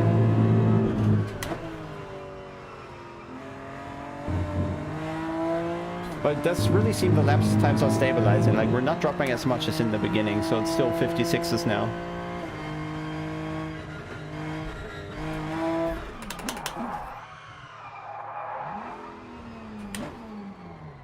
Now we have some proper heat.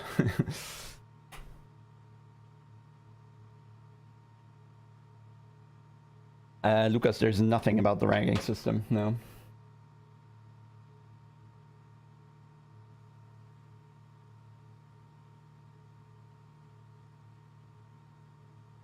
I don't know, Donald. Fun to drive is... not entirely sure.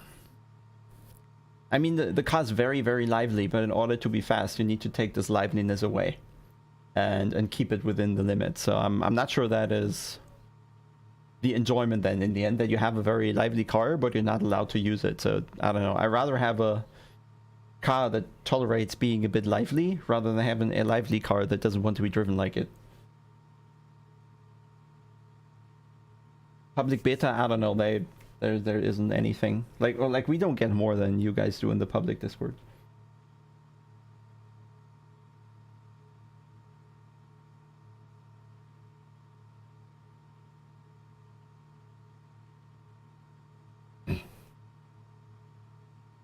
Yeah, I don't know. I don't know what their plans were. I think they might have expected faster development of the game, and they could have. They wanted to actually give you the open beta, but I guess that was just too much on the to-do list probably to make the ESL R1 happen and the game stable enough and playable enough and FPS high enough. There were huge issues in the beginning, but they're sorted now, so that probably swallowed a lot of their time. So maybe they can, after the season, get back to looking into getting a public version or semi-public version out.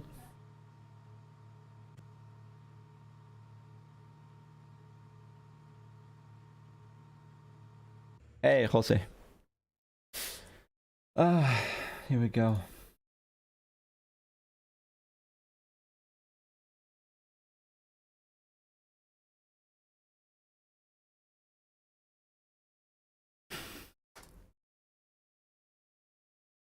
Hey, Luke. Oh yeah, I wanted to go back. Let me quickly host a session once more so you can see the difference if you still got it fresh. How the qualifying looks, how much grip there is. So multiplier, join, ready, start.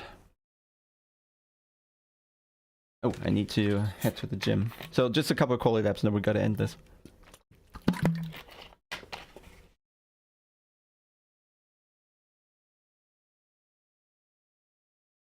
Oh, I'm sweat already. Maybe I just go running instead of gym. It's nice weather. Dog is gonna appreciate it.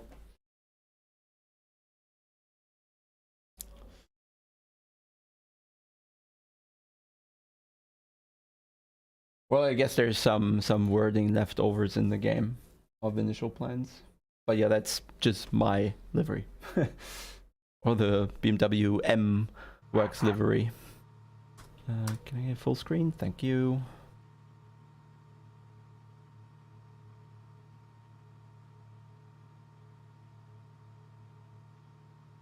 So, TC off, touch in.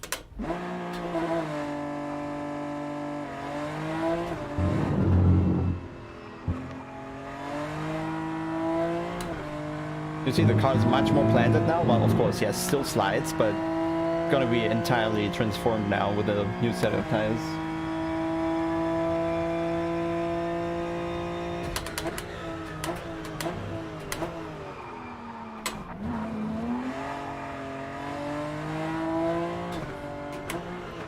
I think you can visually see how much more crisp it is now and grippy. Like, it's so grippy, I'm overwhelmed with the first couple laps of this. That's why also never really anyone uses the practice and warm-up sessions before qualifying, because the car feels entirely different. So you just lose the feeling for the qualifying car if you do, I don't know, 2-3 laps already. The tire is so different. So you just sit there in the warm-up and practice.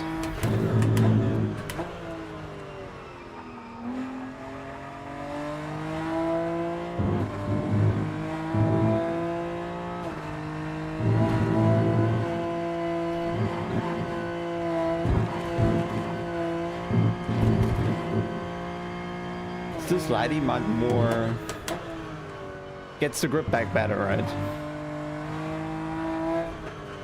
Doesn't lose it as easily. Just offers more support.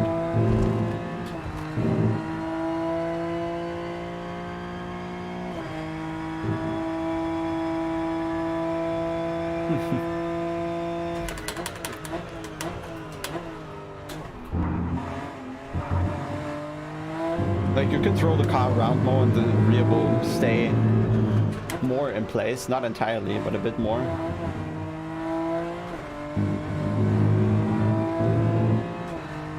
The FFB, well, it has the basics. Like you do get, well, it's a second off insane. Oh no, we have the 20 qualifying lap thingy now. You have the oversteer mainly, but there's not really a lot of feeling for the front axle. There's just, it's all the same resistance. You get the bumps, you get the curbs, and the oversteer, and that's really about it. But that's all you need, I think. There's like basic resistance, and then there's oversteer, curbs, and bumps. But something like load on the front axle, I don't think that exists. Yeah, it looks like more LMP-ish, the response of the front end, right?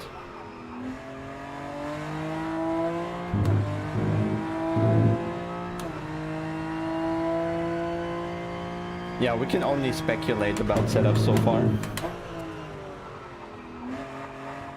Like, we can't really see the fixed setup we're using. So we don't know what is set up.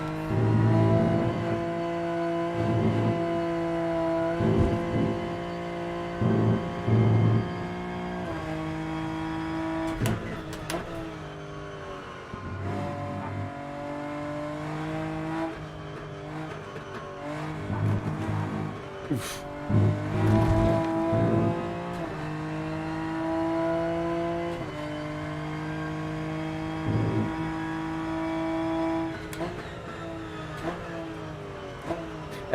There certainly is a difference between the cars, yes. They are all individually modeled. There's no shared. Unfortunately, it's not the same car, no. You definitely feel where the engine is, how much power it has, how... Yeah, kind of how you create the lap time slightly different in each car. You definitely feel that.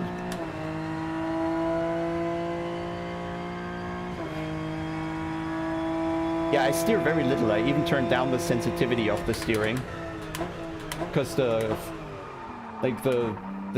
degrees around the center of the steering, they're extremely important.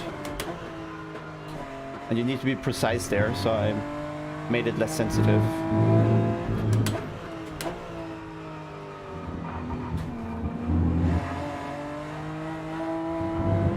That's probably off track. Yep.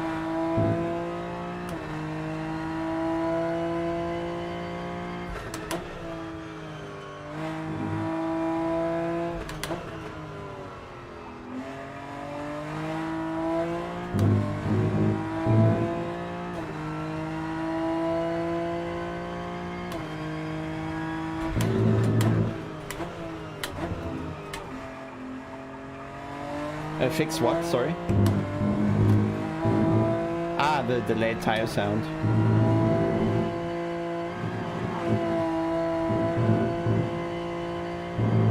Yeah, true. I stopped noticing.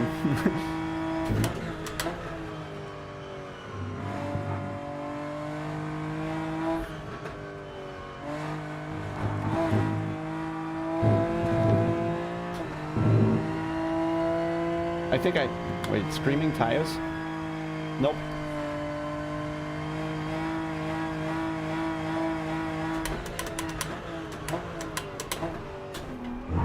There you hear them a bit. When you come off the curb, you can hear a bit of tire noise.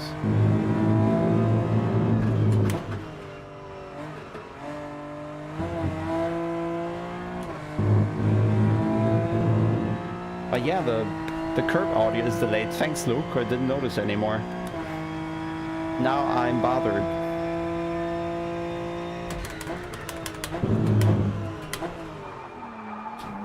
Too deep.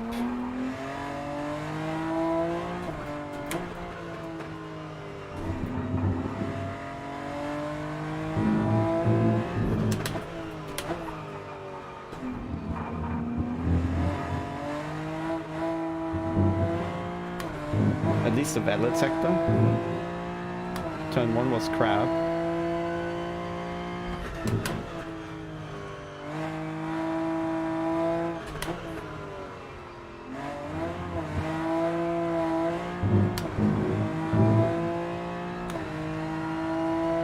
Well, Luke, if I knew, they'd know. And then it would be there, so I don't know.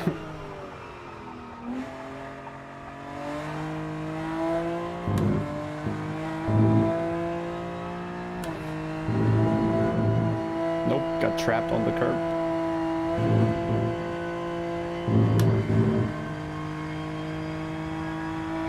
I don't think you can mute it.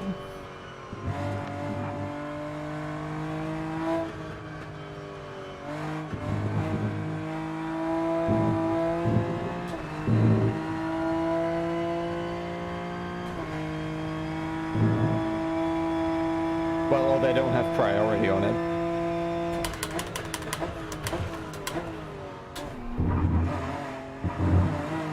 Surely off track? Yes.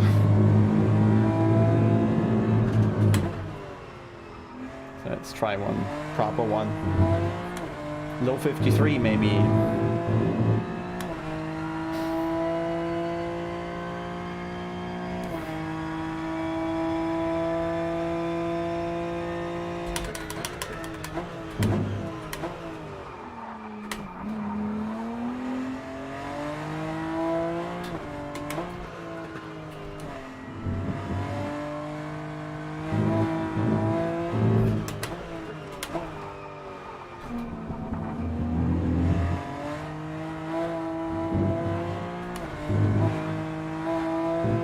Better.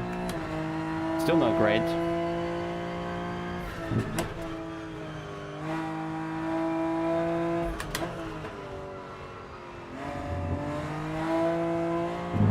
Not what it used to be, but we also have 0.5% less power now.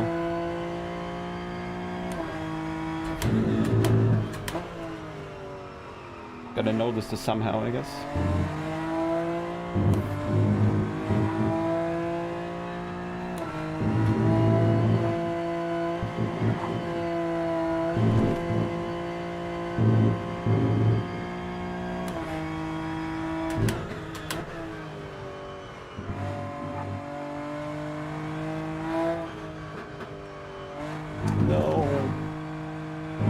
Situation where you get understeer is when the inside front wheel goes onto the grass.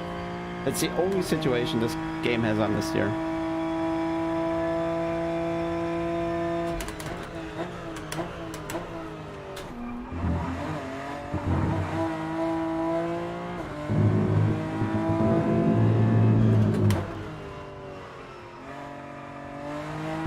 Well, you can be sure we're giving them feedback every day.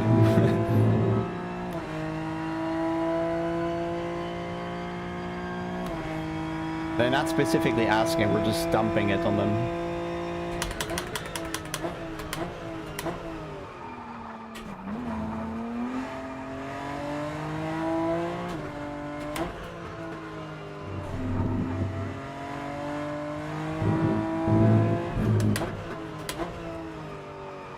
And I guess there are things they can change rather quickly, and they did. And there are things they, just can't change with a blink of an eye. Why is it off track?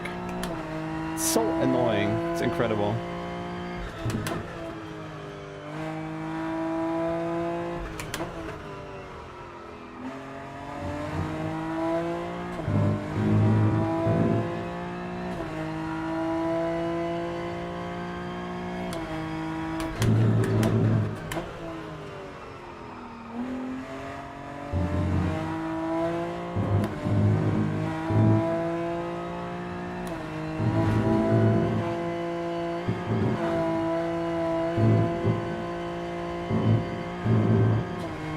Yeah, not really getting to onto the pace that I'd like to see. Maybe I didn't set the correct BOP, I don't know.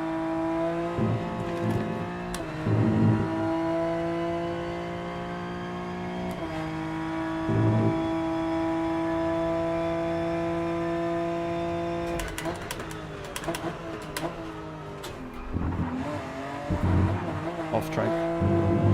If it wasn't already, there would have been one.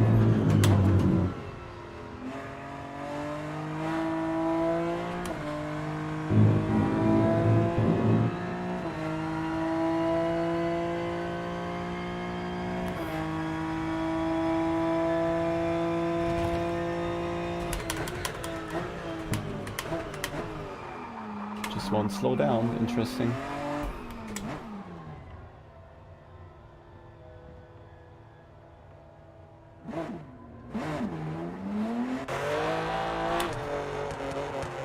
That's the car.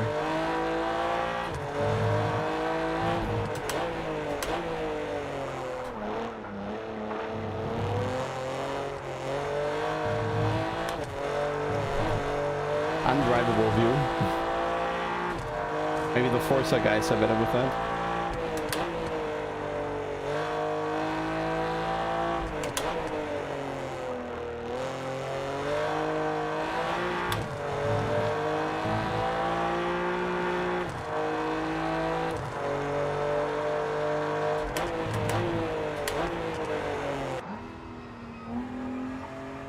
Got dizzy from that. Yeah, I think BMW is the only one they actually got to record.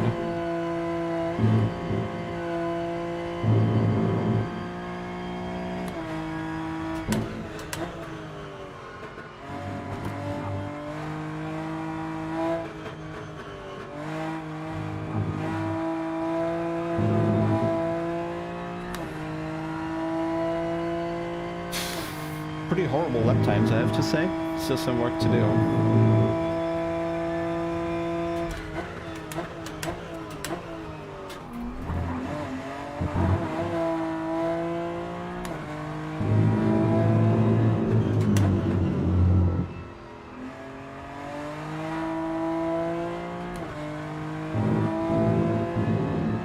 Okay, 2 more laps or so.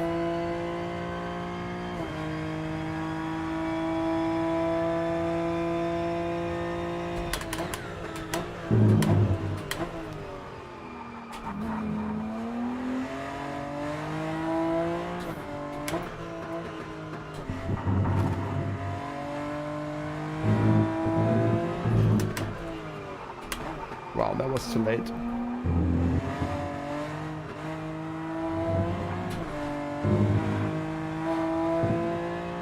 So slow, I'm slow.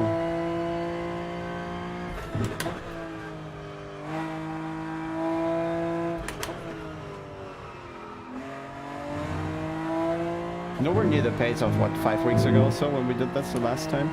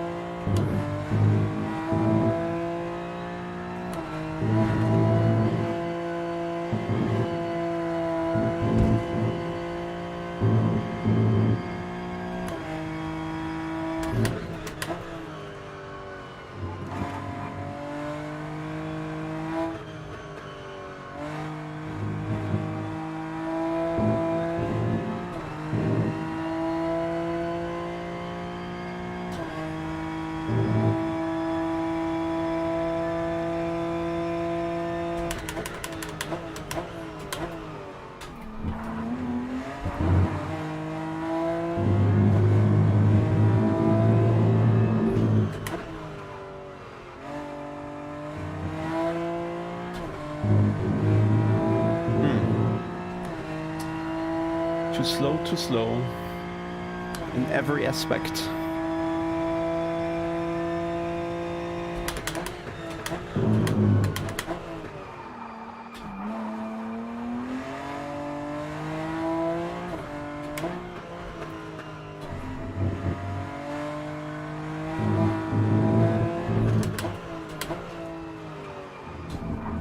That's better.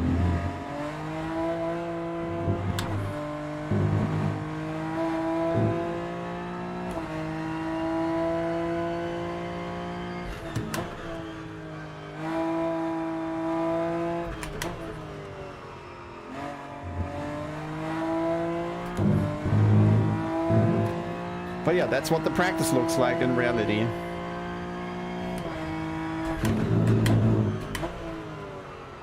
That's all we do. Hot laps sometimes a race stint, but just hot laps basically. It's all that matters in this. Getting the qualifying lap together.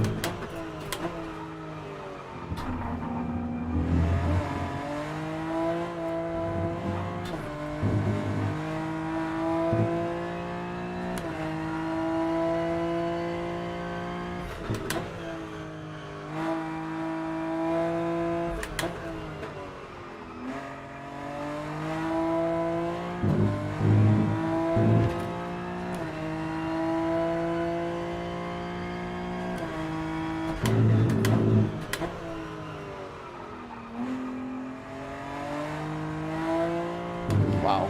I don't know how I just lost his 10th there on the exit.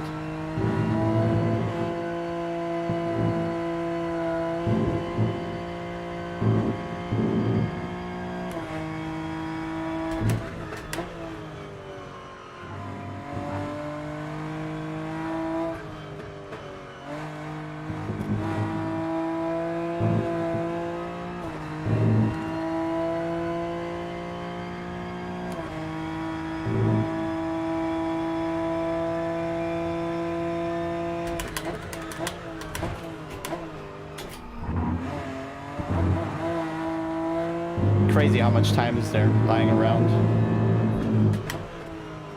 And you don't see the difference. You just see it going green, that's all.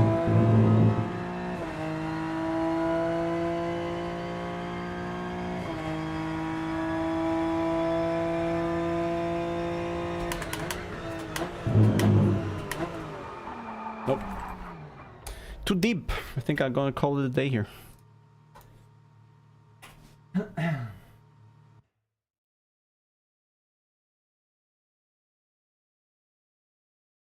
Yes, downshift protection is annoying. Hello, Risto.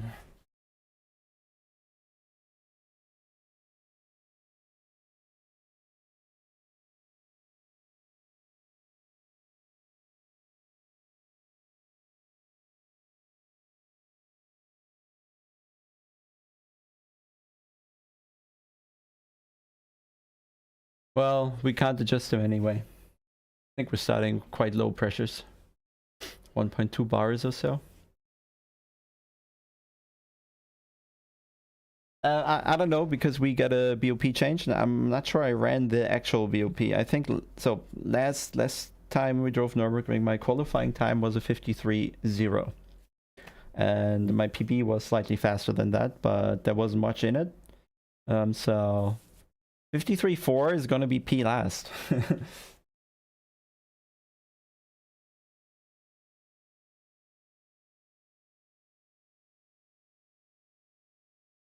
GameStar. Okay, since when's that a thing again?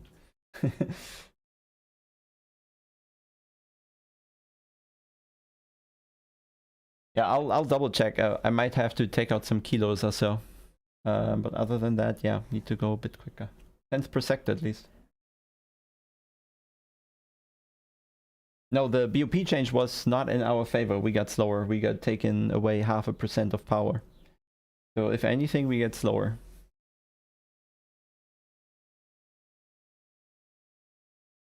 I'll have to double check though what we have to set up, to be honest. Create contest, load. Let me load the contest last time from Nürburgring. What was the latest file? Maybe that one. Let me see. What's the BOP like? Yeah, it's minus 8 kilos, and yeah, I probably had too little power and too many kilos, so the BOP files are a bit. Yeah, that's what I need to set up. Okay, I got the bob wrong. Like, okay, I'll do one more with correct bob. Okay, I'll do one with correct bob. Upload. Where's my NERP? I'll change that. Let's see where it can be. Okay, I'll change the power back to what we need. That's actually 1% more power than I just used and 8 kilograms less than I just used. So let's see where I end up. Oh dear, world records incoming. Hopefully, gonna test it. I need to test that. Yeah. So what I did. So that's the default performance of the car in the game, right? And what I did was I took 0.5% of power out. But what they actually did from last race to this one, take 1%, 0.5% away from the already increased power. So instead of, compared to the default one, we're now not having 1% up in power, but just 0.5% up in power. That's the 0.5% decrease. And 8 kilograms less. So I drove right now, what I drove with was 1% less power and 8 kilograms too much. So let's adjust that real quick and try again what the lap time is. That should show quite quickly. So we should be faster by at least 0.2 or so. Let's find out. Let's find out. Now I'm interested. Start. Well, it's also online 12-player demo, and it's 48 players plus staff. So probably there's probably 100, 200 people with the game. But yeah, I'm not involved when they decide to make it public, so can't tell you.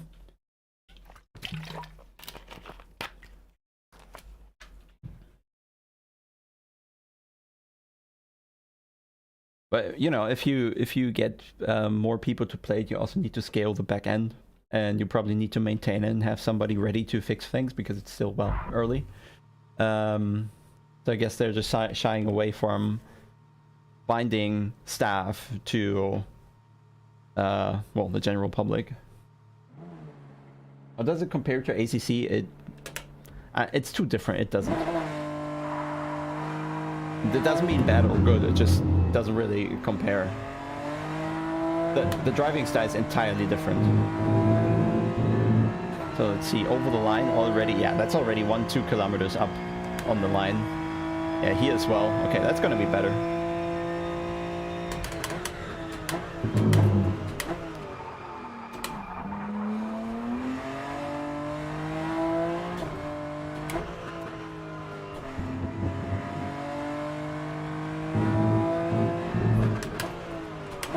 Okay, if I hit the brakes, I might actually turn.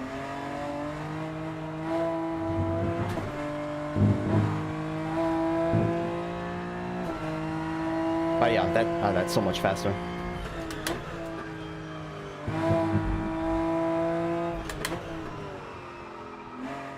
I was doubting my abilities. I shouldn't have.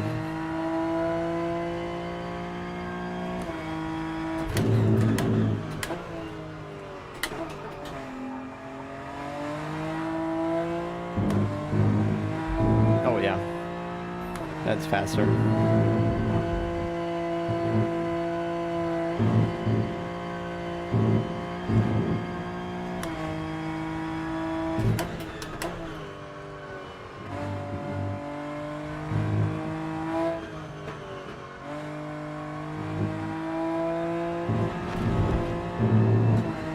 Yep, also a 10th.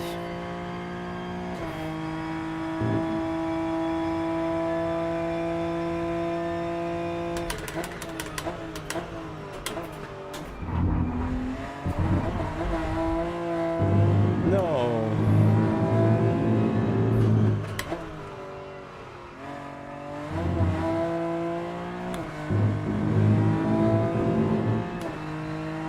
Yep, that's faster.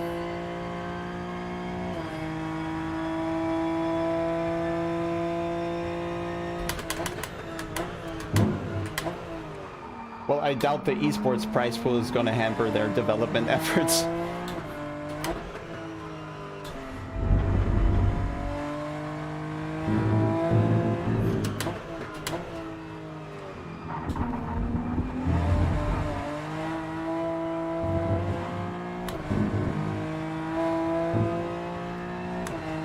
Like with a game like this, you need, I don't know, 20, 30, 40, 50 million budget for development. There, $500,000 for esports prize pool is not gonna hurt development. And the competition is done by ESL, not Rennsport, so it's coming from other budget as well.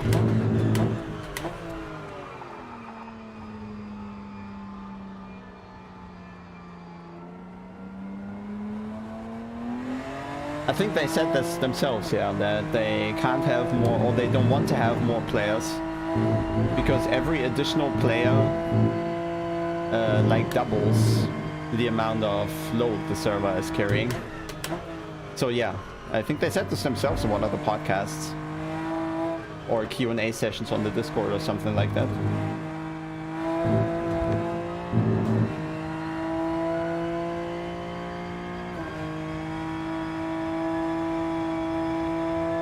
Oh, sorry. I didn't have time to read between the lines.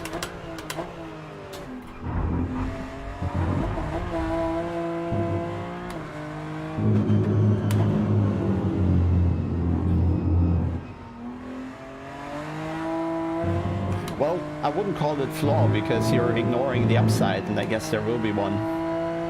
But there's just more information from other cars coming to your client, so it might look better your end. You might have better contact model. You might see, it might look more realistic when you have more telemetry information of the other cars, so it's not a flaw, it's a different route to approach this, and they have to find a way to still make it perform well, despite sending more information.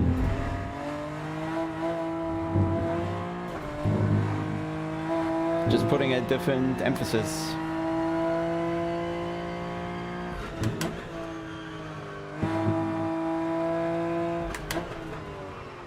Guess that's one of the things they need to solve. Getting efficiency out of the whole thing.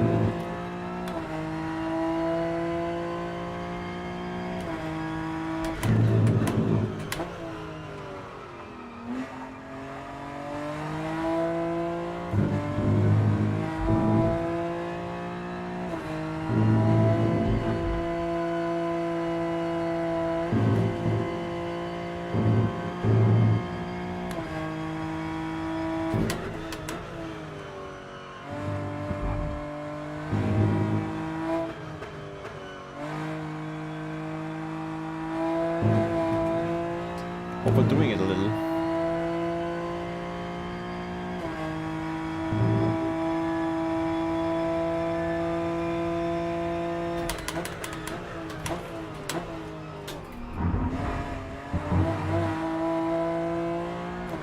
Off track, nice.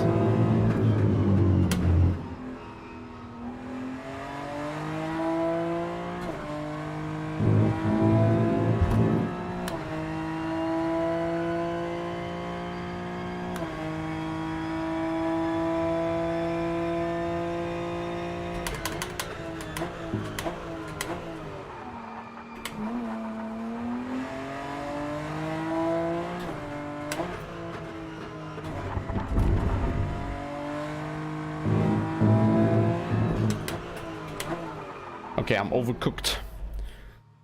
Personally, but yeah, the sectors look much better now, so there's more potential in it. 0.1, 0.0, I see it again. Just need to put it together. Okay, so I had wrong BOP, so I'm not that concerned anymore. Just little. More practice later, or tomorrow, rather tomorrow.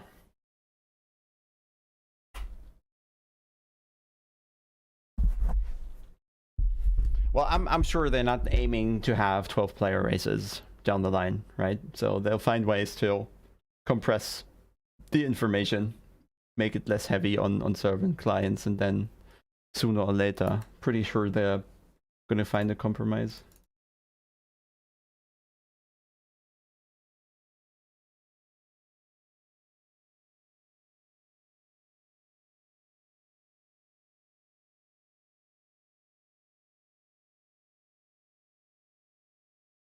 That's things I don't know, guys, or can't comment on.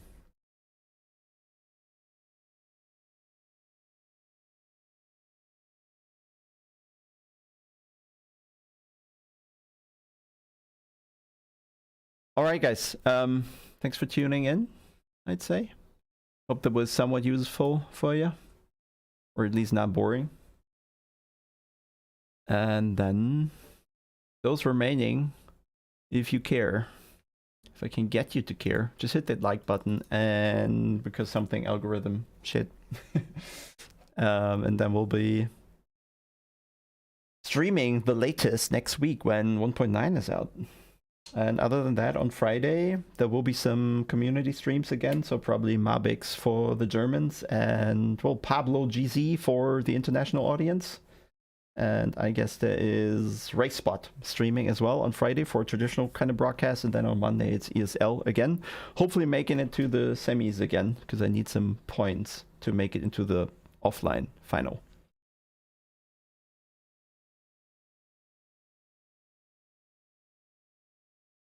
Yeah, the chicane is just very tricky there with the off tracks. As I said, I kind of tried to show earlier that you need to put the tire behind the sausage to have the grip and rotation and speed through the chicane, but there's like a window of 5 to 10 centimeters that you need to hit where you get this effect, but it's not off track. And if you're a little wider, you lose a lot of time. If you're a little tighter, you're off track. So there's, again, they put the off tracks in a place where you need to get really, really close for the car to go through the corner. And if they just put the off tracks way tighter, then you'd use less of the curb and the lap times would be slower, and you wouldn't probably kind of have this trade-off between fast and off track all the time. There should be a way to do the off track in a place where it's slow anyway to exploit them. But in sim racing and real racing alike, track designers do not get that. Don't make a car able to drive in a spot where you don't want the cars to drive. That's the easiest rule. Yeah, why isn't it just a white line? Nobody fucking cares or knows. I don't know. There were so many options, but no. Like the line that is off track should also be the line that is not good to drive, and then it's solved. But yeah, like if you cut too much, the car should bounce. If you cut too little, it should be fine but lose time. And if you cut just about the right amount, it should be valid and fast. But here it's just that super tiny window where you're between off track and drivable, and it gets drivable better the more you cut. So it's, yeah, kind of trying to restrain yourselves. Yeah, Rennsport races are streamed. You've certainly not come across their communication yet, which is something they need to ramp up a bit. Yeah, Hockenheim T1 is particular. Yeah, they're streaming on, so Mondays they're streaming themselves on ESL R1 channels, and on Fridays you can, yeah, watch the streamers, I think. The general streamers. I don't know if Jardir does a watch along or Boothby. I think they do. Then there's Mabix, Pablo GZ from iRacing. I don't know if there's more doing this, but certainly I think even some commentators and Rennsport. So yeah. I don't know the timing of the ACC update. Most of the time, Kunos doesn't know themselves because it depends on Steam putting it on release. And Steam people are in the US, so they're sometimes not awake when we'd like to have the update, so it's like the afternoon for us.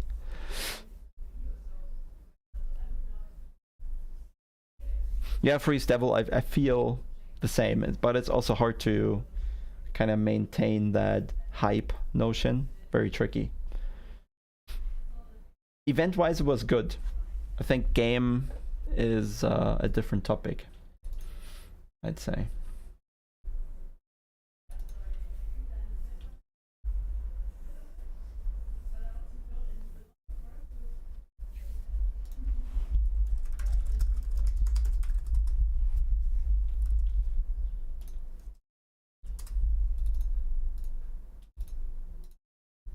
So, I'm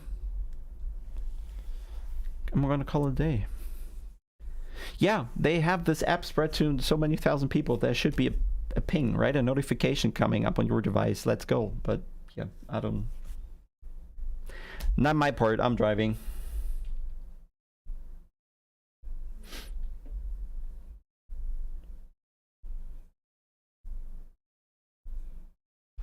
And then we'll see you very soon, I guess.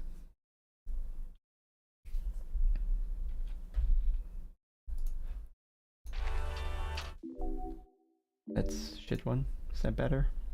This one? For the ending? Oh, I still don't have the ending scene, so you're getting the starting scene.